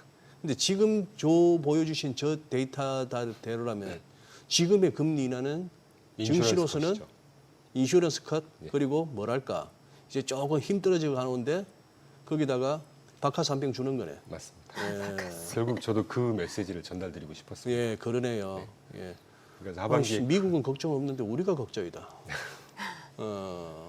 그러니까 예. 이러다 보니까 소비자들은 일단은 뭐 경기가 그렇게 안 좋진 않더라도 뭐 지금 관세에 대한 불확실성도 있다 보니까 지갑을 좀 닫는 분위기인 것 같거든요. 당연히 예. 그러게 마련 아니겠습니까? 예, 예. 저도 마찬가지고 지난주에 좋은 지적해 주셨는데 네. 지난주에 소매 판매 예. 네. 전전달이 0.8% 성장했다가 전달 발표된 게 0.5% 성장했거든요. 월간으로 네. 소매 판매가. 예. 전전달 대비 위축된다고 해서 그렇지 절대 이거 위축된 레벨 아닙니다. 네. 0.5%면요. 평균이 0.3에서 0.5%예요. 매우 월간 소매 판매 성장하는 게. 근데 더 중요한 건 항목별로 보면 예. 제가 보여드리긴 했었는데 다 증가했고 괜찮은데 그중에 이제 넌스토어. 네. 저는 그 실제 소비자가 살아있는지를 보려면 넌스토어를 봐야 된다고 보거든요. 온라인 예, 세일즈입니다. 예. 저도 저희 집사람도 그렇고 다 온라인 구매하지 않습니까? 요즘에 장볼 그렇죠. 때. 예. 그게 0.8% 성장했어요. 월간으로. 보통 필수 소비재 주문할 때. 아, 그럼요. 예. 대신 레스토랑 소비가 마이너스 0.4%였습니다. 나가서 안 사 먹는. 재량적 소비라고 해서 뭔가 위기가 있고 불안하면 이런 이를테면 럭셔리한 소비를 예. 줄이기 마련인 거죠. 네. 네, 요거만 집중하면 또 소비가 꺾였다. 전체를 봐야 된다. 이제 그 말씀 꼭 드리고 싶었던 얘기 것이죠. 좀 더 개장하고 좀 더 네네. 들어보도록 하겠습니다. 자, 오늘 국내 증시를 확인해 보자. 개장합니다.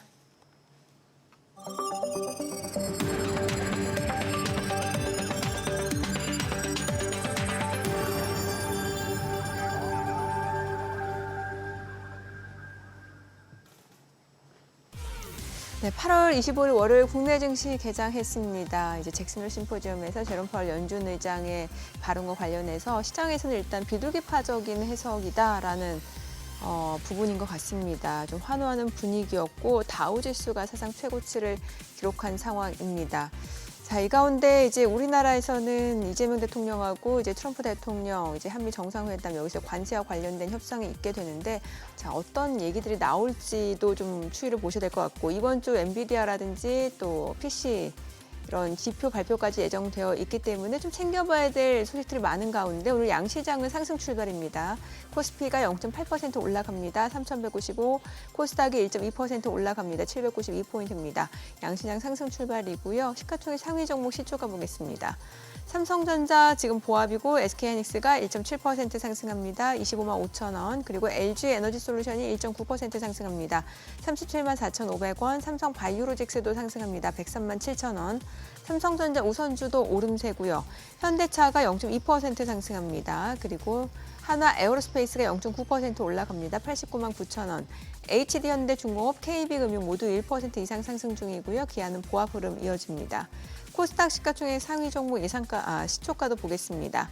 알테오젠 금요일에 이어서 2거래 연속 상승세입니다. 지금 43만 6천 원이고요. 에코프로비엠 2.5% 올라갑니다. 13만 1,500원, 에코프로도 2.4% 상승 중이고요. 펩트론도 올라갑니다. 31만 7천 원, 파마리서치는 좀 떨어집니다. 69만 4천 원. 삼천당제약이 3.5% 상승합니다. 지금 18만 1,600원이고요. 리가캠바이오가 4.6% 강세입니다. 14만 7,700원. 레인보로보틱스, HLB 모두 1% 이상 상승 중인 가운데 ABL바이오가 지금 6.2% 올라갑니다. 8만 6,900원에 거래되고 있습니다. 오늘 시장에서 특징을 보여주고 있는 섹터 종목들 좀 체크를 해보도록 하겠습니다. 오늘 전반적으로 바이오 쪽 흐름도 굉장히 좋고요. 2차 전지 쪽도 좋은데 오늘 보니까 2차 전지 쪽, 리튬 관련주 쪽이 움직임이 좋습니다. 하이드로 리튬이 지금 4.6% 상승 중이고요. 지금 보시다시피 셀 쪽도 좋죠. LG에너지솔루션, 삼성 SDI, SK이노베이션, LG화학 다 좋고 리튬 쪽에서는 이제 하이드로 리튬하고 리튬포어스, 리튬포어스가 4% 올라가고요. 유일에너테크도 상승 중입니다. 지금 보시다시피 이제 소재 쪽, 에코프로 그룹주, LNF도 좋고 미래나노텍, 미래산업 다 좋습니다. 포스코 퓨처엠도 2.3% 올라가고요. 천보도 2% 강세고 엔캠도 1.6% 상승 중이고요. 코스모화학도 1.9% 올라갑니다. EV 첨단 소재가 8.9% 강세고요. 앱튠이 2% 이상 상승 보여주고 있습니다. 중암 첨단 소재도 상승 중이고요. 오늘 2차 전지 쪽 흐름 좋고요.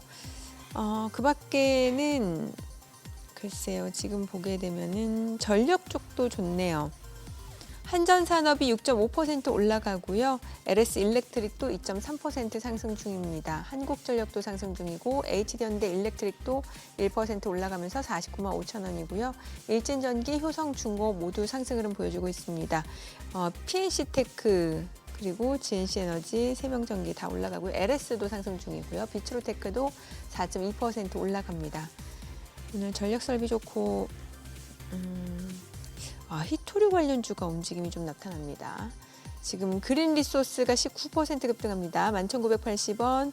그리고 성한 머티리얼스도 1.2% 올라가고요. 노바텍 티플렉스 1% 안팎으로 상승 흐름 보여주고 있습니다. 유니온 머티리얼도 오름세를 보여주고는 있습니다만 상승폭 자체는 약간 좀 제한된 상황이죠.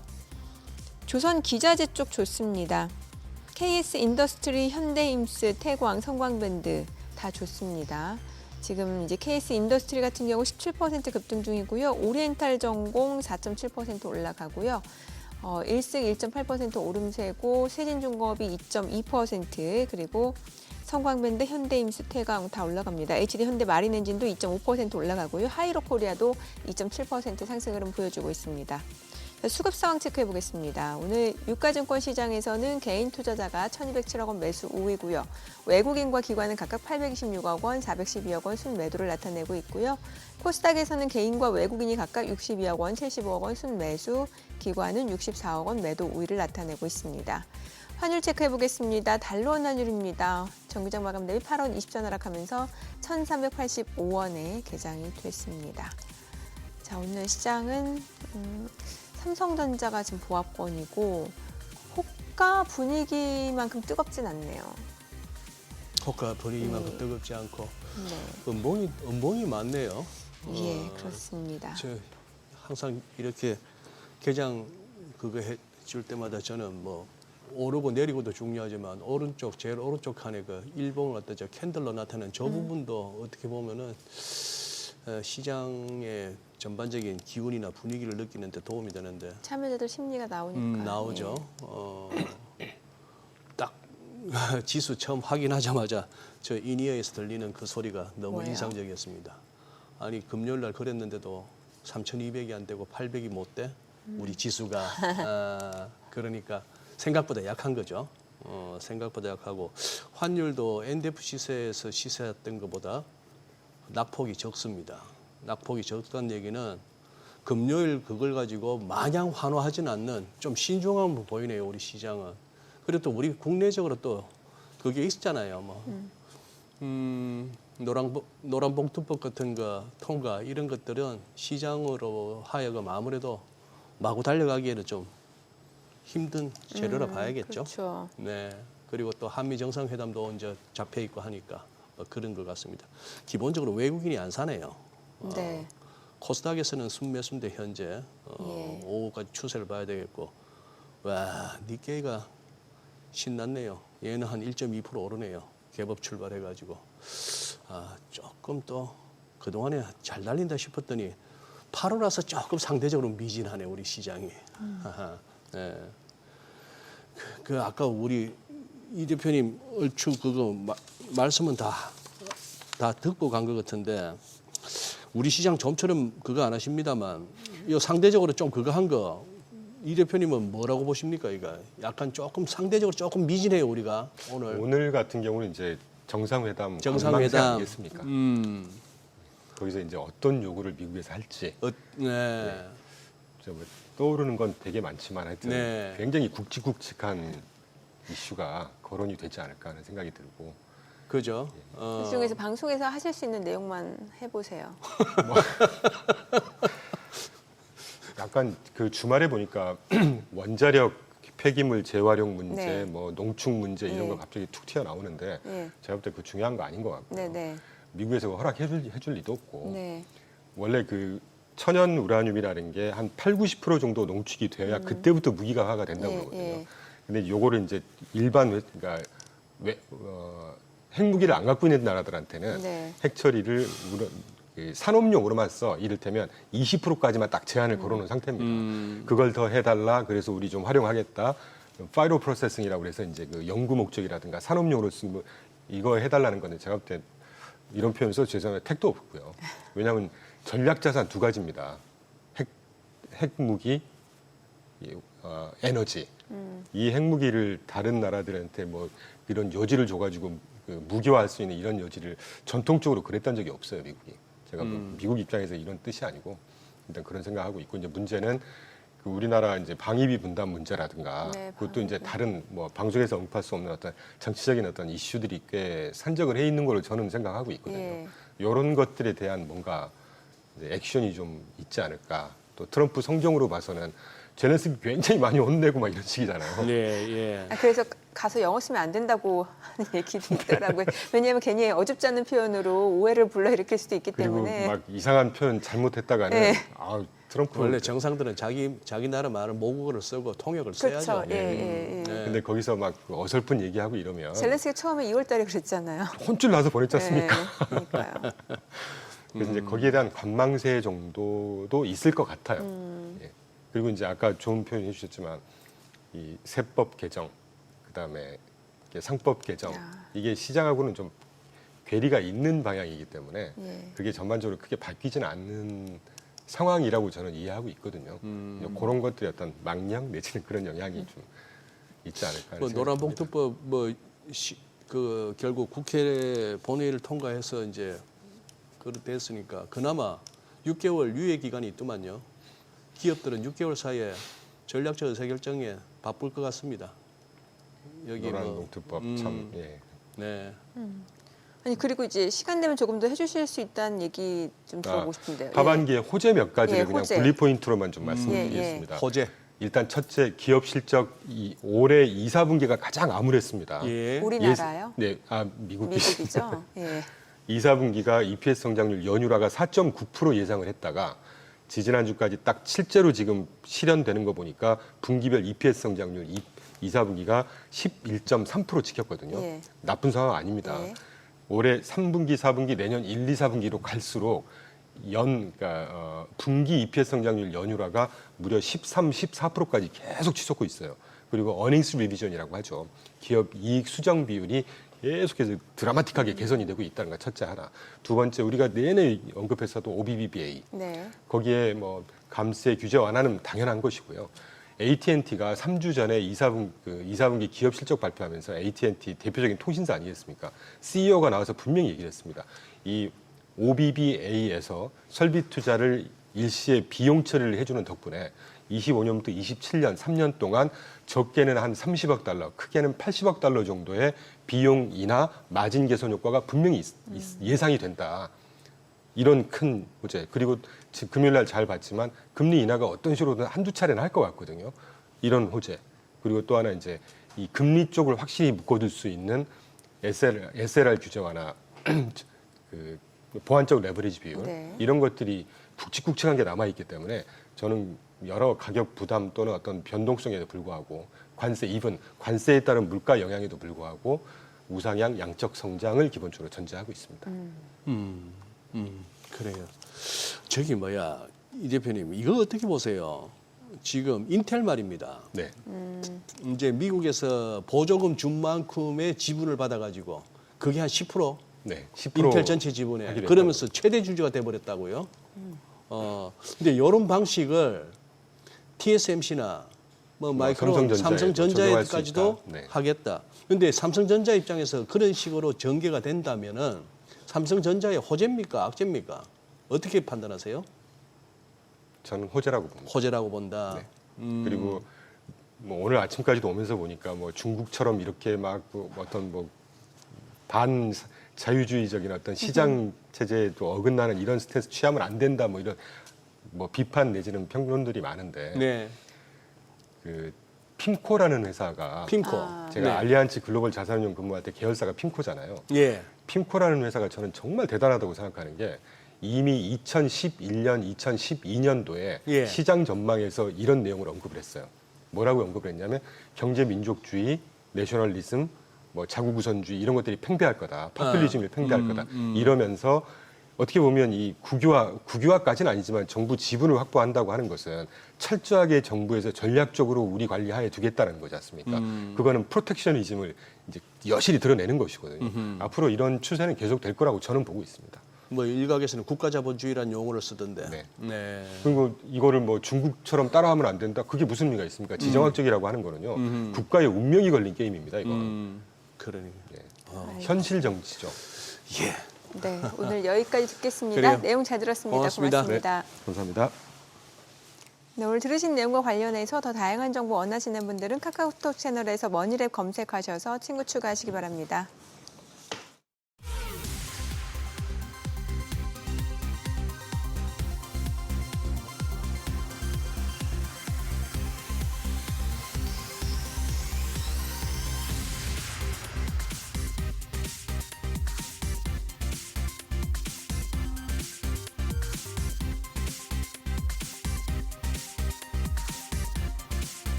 이 시각 시황입니다. 파월 효과인 걸까요? 오늘 국내 증시 양대 지수 반등세 이어가고 있습니다. 특히 코스닥 지난주에 코스피를 단 하루도 이기지 못했었는데 오늘은 코스닥의 상승세가 더 큽니다. 현재 코스피 0.77% 오름세로 3,192포인트 가리키고 있고요. 코스닥은 1.75% 급등합니다. 796선에서 움직임 나타내고 있습니다. 수급 상황 보시죠. 유가증권 시장 오늘 외국인과 기관 양 매도가 나옵니다. 외국인이 735억 원 팔아내고 있고 기관 400억 원에 가까운 매도 우위 기록하고 있습니다. 이런 가운데 오늘은 개인만 홀로 1,075억 원 순매수 기록 중입니다. 코스닥 시장입니다. 코스닥 시장에서는 외국인과 기관 모두 사자 포지션 취하고 있습니다. 외국인이 462억 원 순매수하면서 지수 급등을 이끌고 있고요. 기관 현재 2억 원 매도 우위로 전환이 됐습니다. 개인 역시 335억 원 팔자 포지션 취하고 있습니다. 등락률 상하위 업종입니다. 오늘은 생명보험, 생물공학, 전기제품 업종이 상승률 상위권에 위치해 있습니다. 반면 복합 유틸리티와 손해보험, 자동차 부품 업종은 하락폭이 큰 것으로 집계됩니다. 그럼 시장을 주도하는 테마 종목별 시세 체크하시죠. 리튬 관련주가 상승합니다. 다만 장 초반 대비해서는 상승폭 조금씩 축소해 나가고 있는 상황인데요. 배터리 핵심 원재료인 리튬 가격이 올해 들어 최고치를 경신했다는 소식에 영향을 받고 있습니다. 탄산 리튬 가격은 지난 20일 기준 킬로그램당 86위안으로 전월 평균 대비해서 28%가량 상승한 것으로 집계가 됐는데요. 이 소식에 리튬주 내에서는 첨보가 2.63%, 2.5% 강세로 44,850원이고요.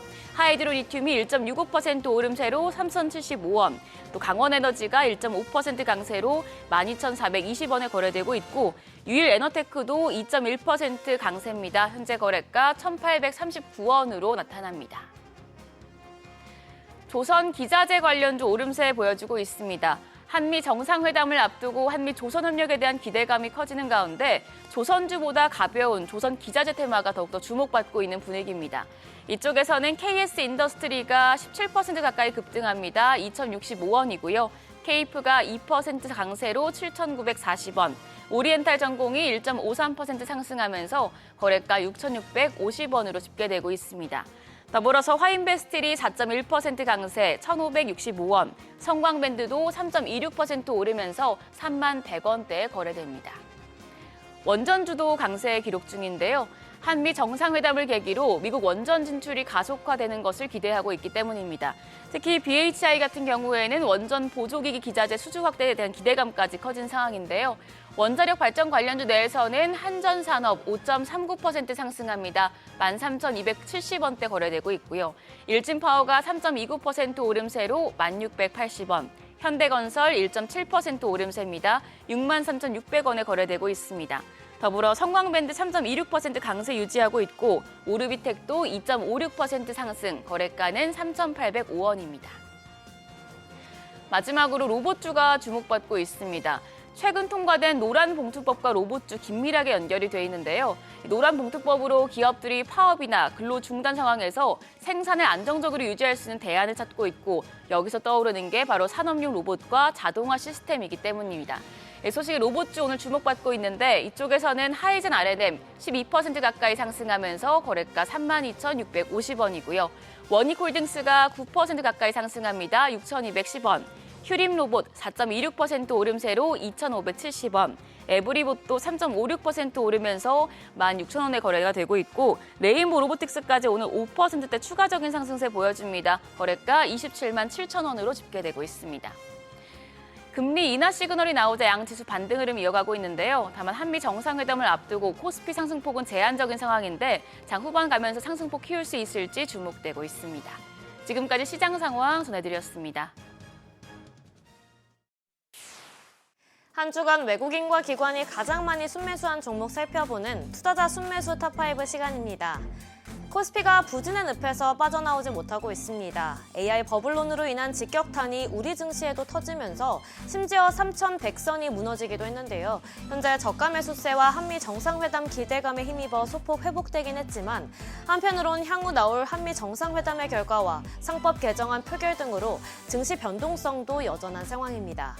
이처럼 우리 증시가 힘을 잃으면서 외국인 투자자들이 4개월 만에 매도세로 전환했는데요. 특히 지난달엔 무려 6조 원 넘게 사들였던 외국인이 이달 들어선 22일까지 5,136억 원을 팔았고 지난주에는 9,960억 원을 순매도했습니다. 그럼에도 외국인은 유가증권 시장에서 STX 엔진, 현대차, 효성중공업, LG화학 그리고 두산순으로 사들였는데요. 특히 STX에 대한 매수세가 거셌는데 한미 정상회담을 앞두고 조선, 방산, 원전 등의 업종이 주목받고 있기 때문으로 풀이됩니다. 특히 조선의 경우 마스카 프로젝트로 관세 협상을 긍정적으로 타결한 만큼 더욱 관심을 받고 있는데요. 그러면서 관련주의 매수세가 쏠렸는데 특히 STX 엔진은 2분기 호실적을 기록하면서 투심을 더욱 쏠린 것으로 풀이됩니다. 또한 방산주로도 분류되는 만큼 조선과 방산이라는 이 두 가지 주요 테마에 올라타서 향후 주가가 더 상승할 수도 있다는 전망도 호재로 작용했습니다. 코스닥 시장도 살펴볼까요? 외국인은 태성, 원익 IPS, ABL 바이오, 리노공업, 파마리서치 순으로 순매수세를 보였는데 이렇게 반도체와 제약 바이오주로 나뉜 모습이죠. 그 가운데 반도체 장비 기업인 태성이 1위, 그리고 원익 IPS가 2위를 차지했는데 지난주 AI 버블론으로 인한 삭풍이 우리 증시에도 불면서 반도체주가 특히 크게 빠졌습니다. 그러면서 외국인 투자자들이 저가 매수세에 들어간 것으로 풀이되는데요. 또한 한미 정상회담에서 반도체가 주요 의제 중 하나로 부각된 만큼 이에 따른 수혜 기대감도 긍정적으로 작용한 것으로 보입니다. 이어서 기관 투자자들의 포트폴리오도 짚어보겠습니다. 기관은 유가증권 시장에서 SK하이닉스, 삼성전자, 삼양식품, 신한지주, 그리고 카카오 순으로 사들였는데요. AI 버블로는 대장주인 SK하이닉스도 흔들었습니다. 지난 금요일 25만 원대 초반으로 밀려났는데 고점 대비 18% 넘게 하락한 수치죠. 그러나 기관 투자자에겐 오히려 저가 매수의 기회였습니다. 반대로 외국인 투자자들은 가장 많이 팔아치웠는데요. 이런 가운데 이번 주 있을 엔비디아의 실적과 가이던스 발표가 SK하이닉스에 중요하게 작용할 것으로 보입니다. AI 산업 성장 모멘텀에 대한 신뢰를 재확인할 수 있을 것으로 보이는데요. 이를 통해 공급사인 SK하이닉스의 전망도 엿볼 수 있을 것으로 풀이됩니다. 마지막으로 기관은 코스닥 시장에서 YG 엔터테인먼트, 실리콘2, BHI, JYP 엔터테인먼트, 마지막으로 아이패밀리 SC 순으로 강한 순매수세를 보였습니다. 그 가운데 YG 엔터테인먼트가 1위를 차지했는데요. K-팝 데몬 헌터스의 인기가 계속되면서 전 세계적으로 K-팝에 대한 관심이 뜨겁습니다. 그러면서 엔터테인먼트주가 연일 강세 이어나가고 있는데요. 특히 YG 엔터테인먼트의 경우 2분기 호실적을 기록한 가운데 증권가에서도 낙관적인 전망을 내놓으면서 주목을 받고 있습니다. 최근 3분기 연속으로 큰 폭의 실적 서프라이즈를 기록했고 또 블랙핑크의 월드 투어가 아직 실적에 반영되지 않은 만큼 하반기엔 더욱 긍정적인 성적이 기대된다는 평가인데요. 이에 기관 투자자들이 강한 순매수세를 보인 것으로 풀이됩니다. 지금까지 투자자 순매수 탑5 전해드렸습니다.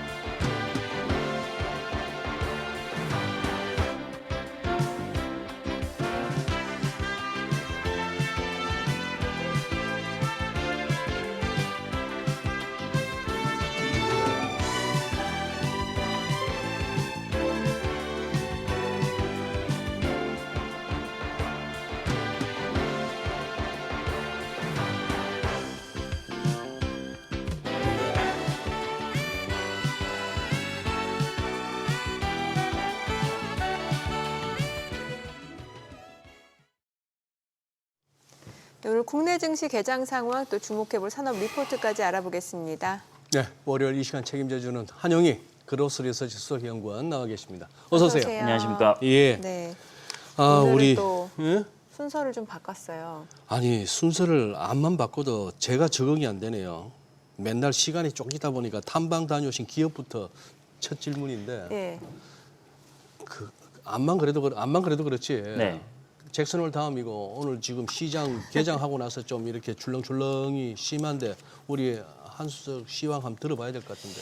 그래도 이제 미국 시장 좀 따라가는 모습들은 좀 보여주고 있다라고 좀 말씀을 네. 드려야 될 것 같은데 원래는 근데 주말 사이에 기대감은 되게 컸어요. 왜냐하면 네. 금리 인하하겠다라고 발언을 했으니까. 네. 근데 아, 금리 인하 하겠다고 한 적은 없어요. 거의 시장은- 네, 시장이 그렇게 예측을 맞아요. 해가지고 네. 페드워치 보시면 90% 넘어갔었거든요. 아. 9월 금리 인하 가능성이. 네. 그런데 지금 한 75%까지 좀 내려왔습니다. 그래서 뭐지? 이렇게 생각하는 부분들이 살짝 주말에 있기는 했었는데 그래도 금요일 날 미국 시장의 상승에 반영해가지고 국내 증시도 지금 뭐 좋은 모습들을 나타내주고 있다라고 좀 말씀을 드려야 될 것 같고 그다음에 미국 증시에서는 이제 테크 기업주 위주로 많이 상승을 했습니다. 뭐 그래서 그동안에 단기간 조정이 있었던 뭐 전기차 테슬라라든지 아니면 뭐 템퍼스 AI, 뭐 AI 관련 기업들도 그렇고요.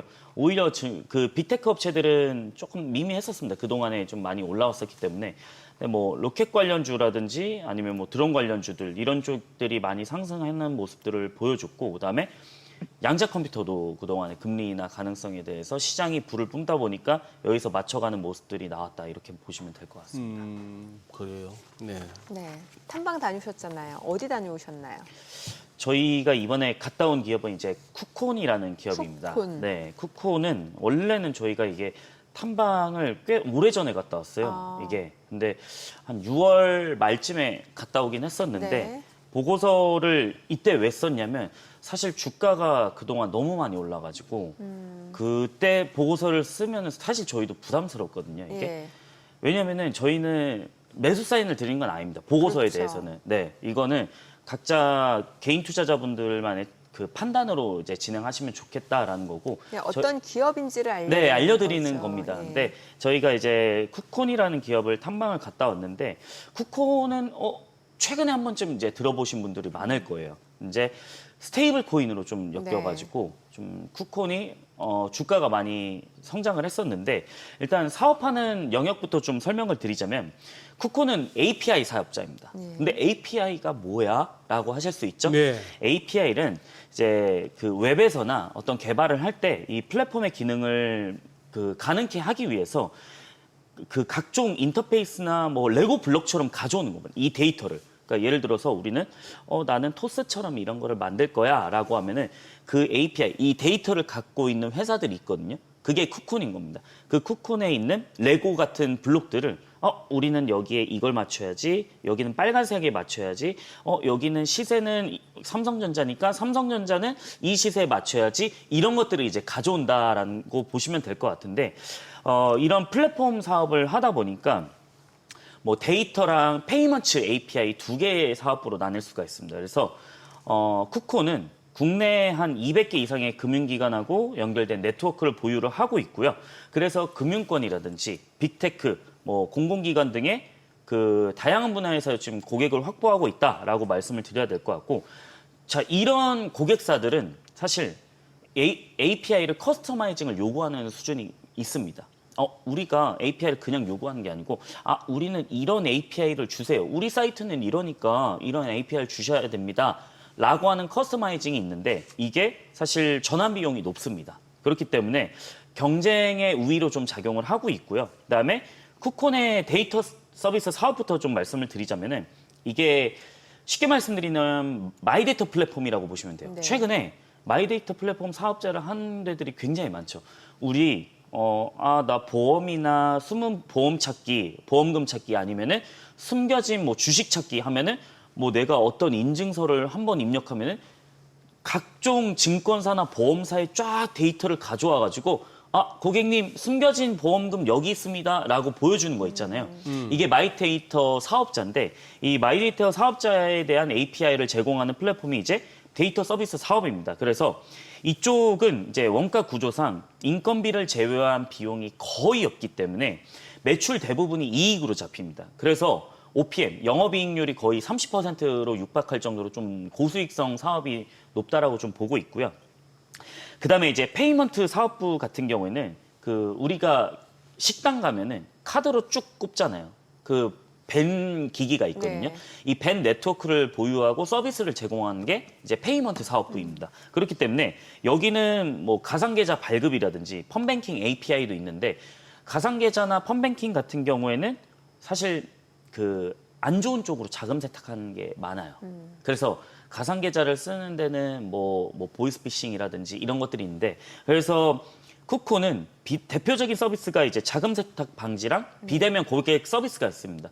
근데 조금 어렵죠. 어렵기는 한데 이게 왜 중요하냐면 스테이블 코인과 좀 엮일 수 있는 부분들이 있거든요. 왜냐면은 주식 시장에서는 최근에 스테이블 코인이 많이 두드러지다 보니까 너네가 인프라를 어떻게 구축했니? 어떻게 서비스를 할 거니라는 관심들이 굉장히 많습니다. 예. 근데 크게는 세 가지로 나눌 수 있어요. 스테이블 코인에서는 이제 스테이블 코인을 발행하는 발행 사업자, 그다음에 지갑, 보관을 하는 지갑, 그다음에 이 지갑을 안전하게 또 보관할 수 있는 커스터디라는 게 있습니다. 이렇게 세 가지로 나눌 수가 있는데, 이제 쿠코는 이제 비즈플레이 웹캡시 그 컨소시엄을 구성해 가지고 관계사거든요. 웹캡시가. 그래서 컨소시엄을 구성해서 또 다른 관계사인 피지사가 있습니다. 비즈플레이라고. 이 비즈플레이랑 같이 엮어가지고 쿠콘의 펜, 그 다음에 ATM기, 한 2만 개 정도의 ATM기를 보유를 하고 있는데, 만약에 내가 돈을 찾고 싶어요. 그럼 내가 스테이블 코인을 갖고 있는데 주변에 ATM기에서 스테이블 코인 QR코드를 딱 찍어주면은 돈이 나올 수 있는 시스템이 된다라는 거죠. 그래서 그런 네트워크를 보유하고 있기 때문에 스테이블 코인으로 좀 엮일 수 있는 가능성이 있다라고 좀 말씀을 드리겠고요. 그렇기 때문에 비즈플레이랑 연계를 해가지고 결제랑 정산을 동시에 처리할 수 있는 가능성이 있다. 그래서 쿠콘의 이번 연도 매출액은 한 771억 정도고 영업이익이 한 193억 정도인데, 고수익성 사업이 계속 재편이 되면서 영업이익이 증가를 하고 있습니다. 그렇기 때문에 사실 스테이블 코인 중에서는 우리가 봤을 때 굉장히 실적도 안 나오고 그런 기업들이 많아요. 그런 기업들 대비해서는 사실 실체가 좀 있을 가능성이 있는 기업이다, 이렇게 말씀을 좀 드리도록 하겠습니다. 그러면 스테이블 코인 관련 기업 중에서도 유독 쿠콘을 좀 다녀와야겠다 생각이 드신 이유가 있을 것 같은데. 저희는 실적을 좀 나오는 데를 선호를 합니다. 왜냐하면은 저도 방송에 나왔을 때 사실 주가는 다 하락할 수 있어요. 예. 마이너스, 시장이 조정이 나오면 마이너스 30% 갈 수도 있는데, 그러면은 실적이 없는데 버티는 거랑 실적이 있는데 버티는 거는 그건 다르거든요. 예. 왜냐하면 배당도 줄 수 있는 여력이 있다라고 하면은 그건 다른 얘기이기 때문에 저는 그런 부분에서 이런 단기성인 테마에서는 조금 조심해야 되기 때문에 일단은 실적이 나오는 기업들로 좀 선별을 했다, 이렇게 말씀을 드리고 싶습니다. 네. 오늘 또 산업보고서 내용 먼저 또 볼까요? 네. 예. 오늘 저희가 네. 매번 재밌는 산업보고서를 좀 발간을 하고 있는데 네, 네. 오늘도 좀 재밌습니다. 근데 어떤 소장님은 좀 잘 알아듣지 못하실 수도 있어요. 아주 막 디스로 시작을 하시네. 네, 한번 제대로 한번 이해해 볼게요. 한번 말씀해 보세요. 죄송합니다. 네. 네. 일단 비만 치료제는 아시잖아요. 그러니까 소장님은 이제 굳이 그 네. 다이어트를 네, 해야 될 아예. 이유가 없으셔서 관심이 없으신 몸매가 거죠. 탄탄하시니까 소장님. 아니 뭐 비만 치료제를 먹느니 그냥 운동하고 덜 먹어라, 좋은 음식 먹어라 이러고 다니고 있죠. 예. 뭐 그것도 맞는 말이긴 예, 합니다만 예, 예. 이제 뭐 당뇨라든지 비만 그렇죠. 치료제를 요즘에는 뭐 대세긴 하죠. 네, 대세로 예, 이제 예. 마운자로도 출시하다 보니까 이제 오픈런하고 이런 경우들이 많잖아요. 근데 오픈런. 네, 진짜 오픈런 하는 경우들이 그래요? 많습니다. 근데 오늘 소개해드릴 산업 보고서는 비만 치료제긴 합니다. 근데 예. 비만 치료제 장기 지속성에 대해서 좀 말씀드리려고 합니다. 이게 최근에 주가가 굉장히 많이 오른 장기 지속형 치료제? 네, 펩트론이라든지 뭐 인벤티지랩, G2G 바이오, D&D 파마텍, 한미약품 이런 업체들이 왜 장기 지속형에 대해서 주목하고 있는지를 좀 말씀드리려고 하는데 장기 지속형이란 말씀은 늘 계속 복용해야 된다 이 말이에요? 아니요, 그 원래는 싹센다는 출시한 지 오래됐어요. 몇 년이나 됐는데 이거는 피하 주사제거든요. 예. SC 제형인데 내 배에다가 하루에 한 번씩 꽂아야 돼요. 그럼 이거 하루에 한 번 주사를 맞으면 얼마나 그렇죠. 좀 불편해요. 괴롭죠. 네. 그래서 수능도가 높은 주 1회 주사제가 나온 게 위고비랑 마운자로입니다. 예. 근데 주 1회 주사, 우리 월요일 날 출근하는 것도 싫은데 네. 매일 매일 주사를 아침마다 맞아야 된다고 생각을 하면은 그러네요. 또 얼마나 싫겠어요, 이게. 일주일에 한 달 되면 훨씬 좋겠네. 네. 그 이 1주짜리를 한 달로, 분기로 가는 분기로, 게 예. 장기 지속형입니다. 예, 예. 네, 그거에 대해서 좀 설명을 아. 드리려고 하는데 잘 이해하고 있죠, 지금? 네, 맞습니다. 아주 잘 이해하고 사람을- 계십니다. 네, 네, 2025년에 글로벌 제약업계의 가장 핫한 키워드는 비만 치료제잖아요. GLP-1. 근데 전 세계적으로 이제 비만 인구가 빠르게 증가를 하고 있습니다. 그래서 2025년 과체중 인구는 몇 명이냐? 전체 인구의 30억 명. 엄청나게 많죠? 그다음에 1분기 위고비 매출은 얼마냐? 2025년 3조 7,300억. 그다음에 마운저라고 3조 1,400억입니다. 어허. 점점 늘어나고 있죠. 예. 연평균 성장률이 13.7%로 굉장히 고성장을 하고 있습니다. 그래서 GLP-1 계사제, 주사제 계열인 위고비랑 마운자로는 계속적으로 지금 실적이 성장하고 있는 모습들을 보여주고 있는데 아까 말씀드렸다시피 이제 1일 1회 주사제에서 주 1회 주사제, 이제는 월 1회 주사제, 분기 1회 주사제로 넘어가야 되는 숙제들이 남아있는 거죠. 왜 그러냐면 아까 말씀드렸다시피 출근하는 것도 싫은데 주사 한 번씩 맞으려면 힘들잖아요. 그래서 이 약효가 지속되는 기술들이 있습니다. 그래서 글로벌 제약사들은 이제 투여 기간을 늘릴 수 있는 장기 지속형 주사제에 관심이 많은 거죠. 네. 그래서 일라이릴리가 펩트론하고 계약을 맺은 거고, 예. 그다음에 뭐 G2G 바이오라든지 뭐 D&D 파마텍 패길레이션 기술이라든지 이런 쪽에 관심이 굉장히 많은 겁니다. 왜냐? 펩타이드가 물에 빨리 녹고 빨리 없어지다 보니까 그런 단점들이 있는 건데 장기 지속형을 원하고 그다음에 개발하고 있는 해외 기업을 보자면은 노보노디스크, 일라이릴리, 암젠, 바이킹, 알티뮨, 뭐 맵세라가 있습니다. 근데 한국은 전통적으로 펩타이드 의약품 약효 지속에 강점을 보이고 있거든요. 왜 그러냐면 이 D&D 파마텍 펩트룸 한미약품 인벤티지랩은 2000년대 초반부터 이거를 개발을 했어요. 그래서 상업화를 성공을 했는데 이게 이들 플랫폼의 기술의 공통점은 뭐냐면 반감기가 짧은 기술 그 펩타이드 약물을 체내에서 이제 서서히 방출시키는 거예요. 예. 그러니까 그러니까 우리가 댐 수문을 한 번에 다 열면은 물이 다 쏟아지잖아요. 예. 그런 게 아니고 댐의 물에 다 차 있는데 이거를 하나씩 문을 열면은 서서히 방출이 되잖아요. 그런 기술과 똑같은 거거든요. 그래서 이 펩트론하고 인벤티지랩 G2G 바이오가 보유한 기술은 모두 미립구 기반 전달 시스템입니다. 이게 뭐냐면 미립구는 사진에 한번 띄어서 보여주시면은 약물 전달 시스템인데 일종의 구의 형태예요. 네. 동그란 모양이. 그러니까 이렇게 되는 건데 저게 분해 과정입니다. 미립구 시스템에. 처음에는 저렇게 공처럼 다 둘러싸여 있죠. 풍선처럼. 근데 저게 서서히 녹아요. 하나씩 녹으면서 구멍이 생기겠죠. 그럼 약효가 서서히 방출이 되겠죠, 이게. 그래서 이게 주 1회에서 월 1회까지 할 수 있는 가능성이 생기는 거거든요. 그래서 이 방식은 고분자 물질을 이용해가지고 미세한 입자를 형성하고 봉인해가지고 서서히 방출하는 시스템인데 GLP-1이 왜 이거를 써야 되느냐? 아까 말씀드렸다시피 GLP-1은 물에 잘 녹고 급격히 소실됩니다. 그러면 갑자기 혈중 농도가 팍 올라갈 수 있겠죠. 그렇죠. 이걸 우리가 Cmax라고 그러거든요. 체내 혈중 농도가 팍 올라가는 게 그러면은 부작용도 많이 생겨요. 아니 갑자기 투여 많이 해버리면은 오심, 구토, 변비, 설사 이런 게 나오거든요. 그래서 GLP-1은 반감기는 짧지만 저런 고분자 매트릭스에 가둬두면은 목표 기간 동안에 서서히 방출시키기 때문에 약효를 지속할 수 있다라는 거고 원래 이 기술은 우리나라가 선도한 게 아니고 예. 일본의 타케다가 먼저 했습니다. 1980년도에. 예. 근데 한국 기업들이 이게 2000년대 초반부터 개발에 성공해가지고 기술 선도를 확보했기 때문에 최근에 한국 기업하고 글로벌 바이오텍 제약사들하고 지금 계약이 좀 나온다라고 보시면 될 것 같고 저희가 탑픽으로 꼽은 종목은 이제 D&D 파마텍하고 펩트론입니다. 네. 근데 펩트론도 많이 올라가긴 했지만은 이것도 그냥 설명을 드리는 건데 일단은 펩트론의 스마트 대포 기술이 아까 말씀드렸다시피 이제 고분자 매트릭스를 형성하는 과정이다라고 설명을 드렸다면은 D&D 파마텍은 이제 독자적으로 개발한 패길레이션 기술이 있습니다. 이게 체내 반감기를 길게 늘릴 수 있는 장기 지속형을 개발을 하고 있는 거거든요. 근데 일반 패기라 기술 같은 경우에는 이게 사진을 보면서 설명을 드려야 되기 때문에 한번 Y자 그 사진을 한번 보여주시면은 상대적으로 수용체랑 결합이 좀 어렵습니다. 그래서 약물의 고유 기능을 상실할 수 있는 가능성이 있는데 D&D 파마텍의 패기라 기술은 저렇게 Y자 형태를 띱니다. 간격자 형태를 띠거든요.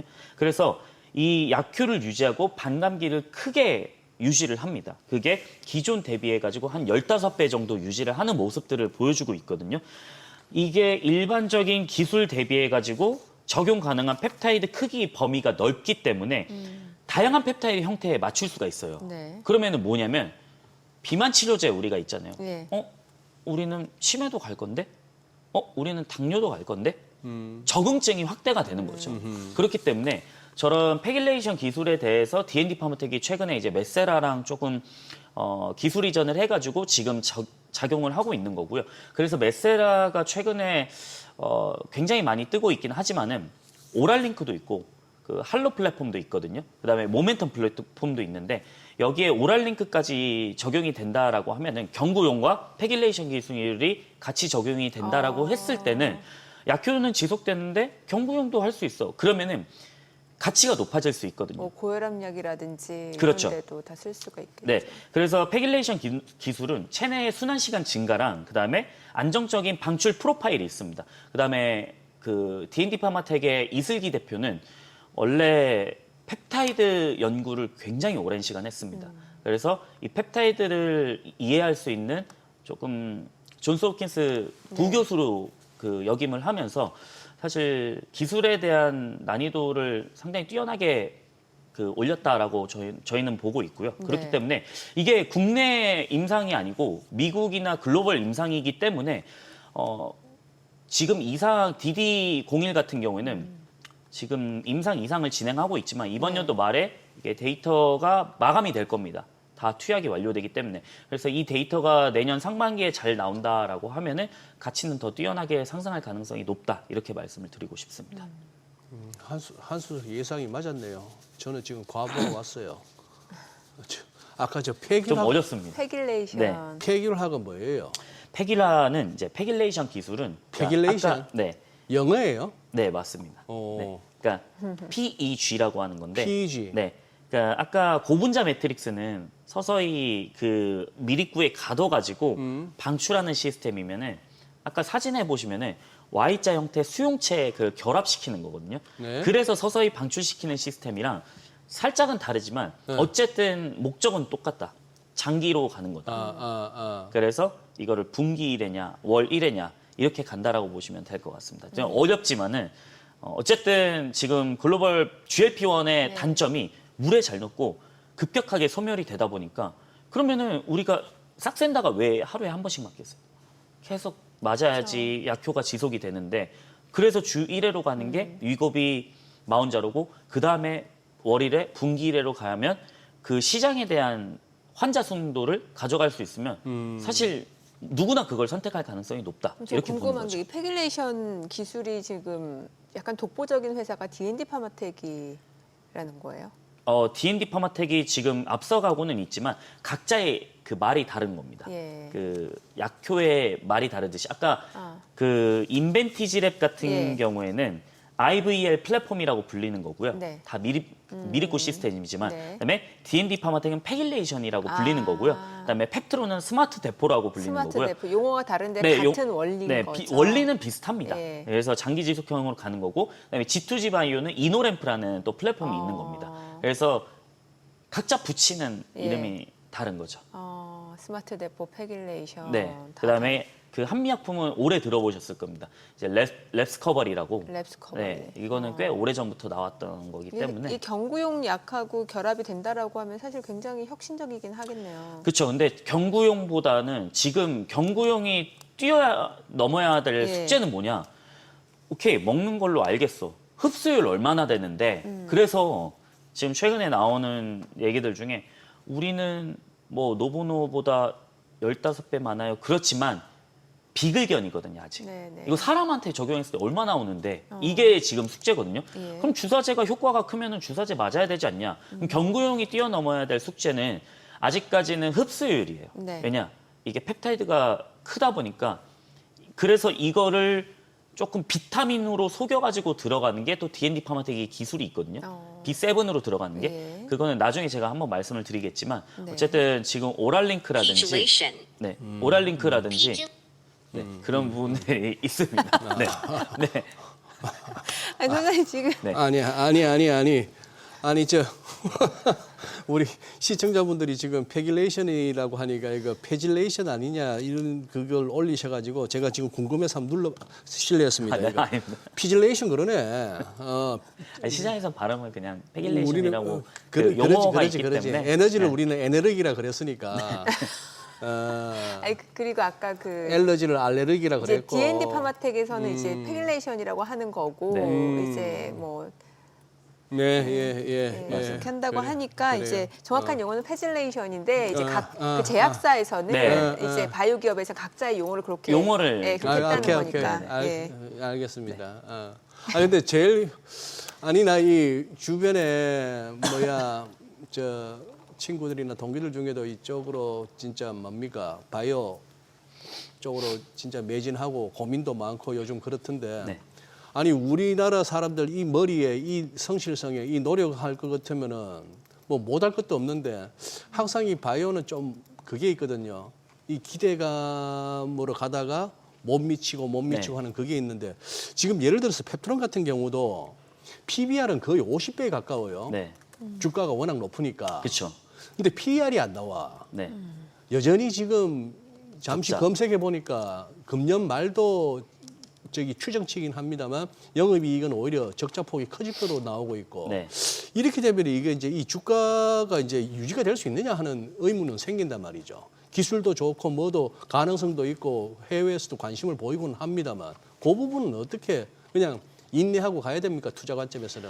그러니까 이게 예. 참 한순간에 확 한순간에 돌변할 날아가니- 가능성이 있기 때문에 사실 돌변. 그게 사실 바이오 투자의 또 매력이라고 좀 볼 수가 있거든요. 왜냐 가져갔으니까 돈을 받아야 되잖아요.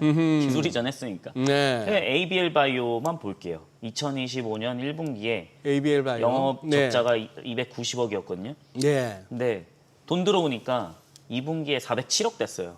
오. 영업 흑자가. 와. 졸지에. 네.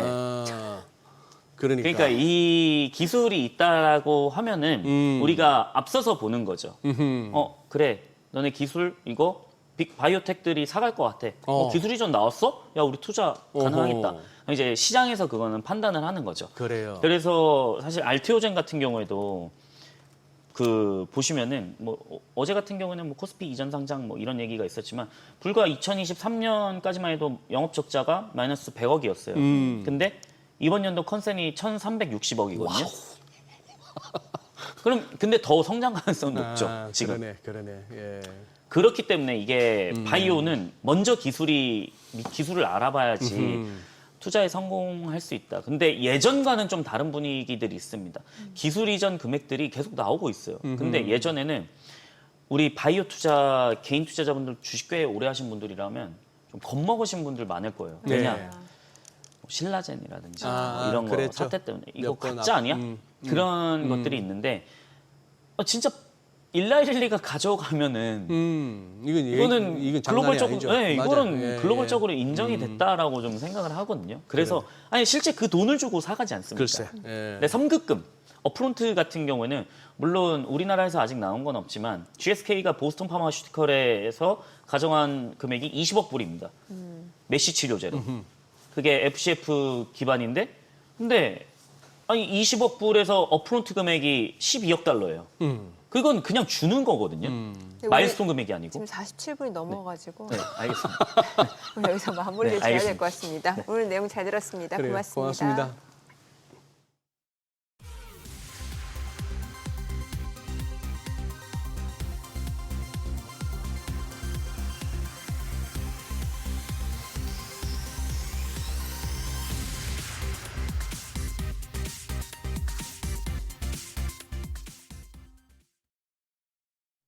오늘 로봇주가 좋네요. 저희 방송 중에 어떤 패널분이 그 다음 로봇이다라고 얘기를 했던 기억이 나는데 그래요. 그분이 누군지 기억이 안 나네요. 그 다음은 로봇이다. 네, 그 얘기를 하셨는데 예. 그 패널이 어떤 분이었는지 기억이 안 나네요.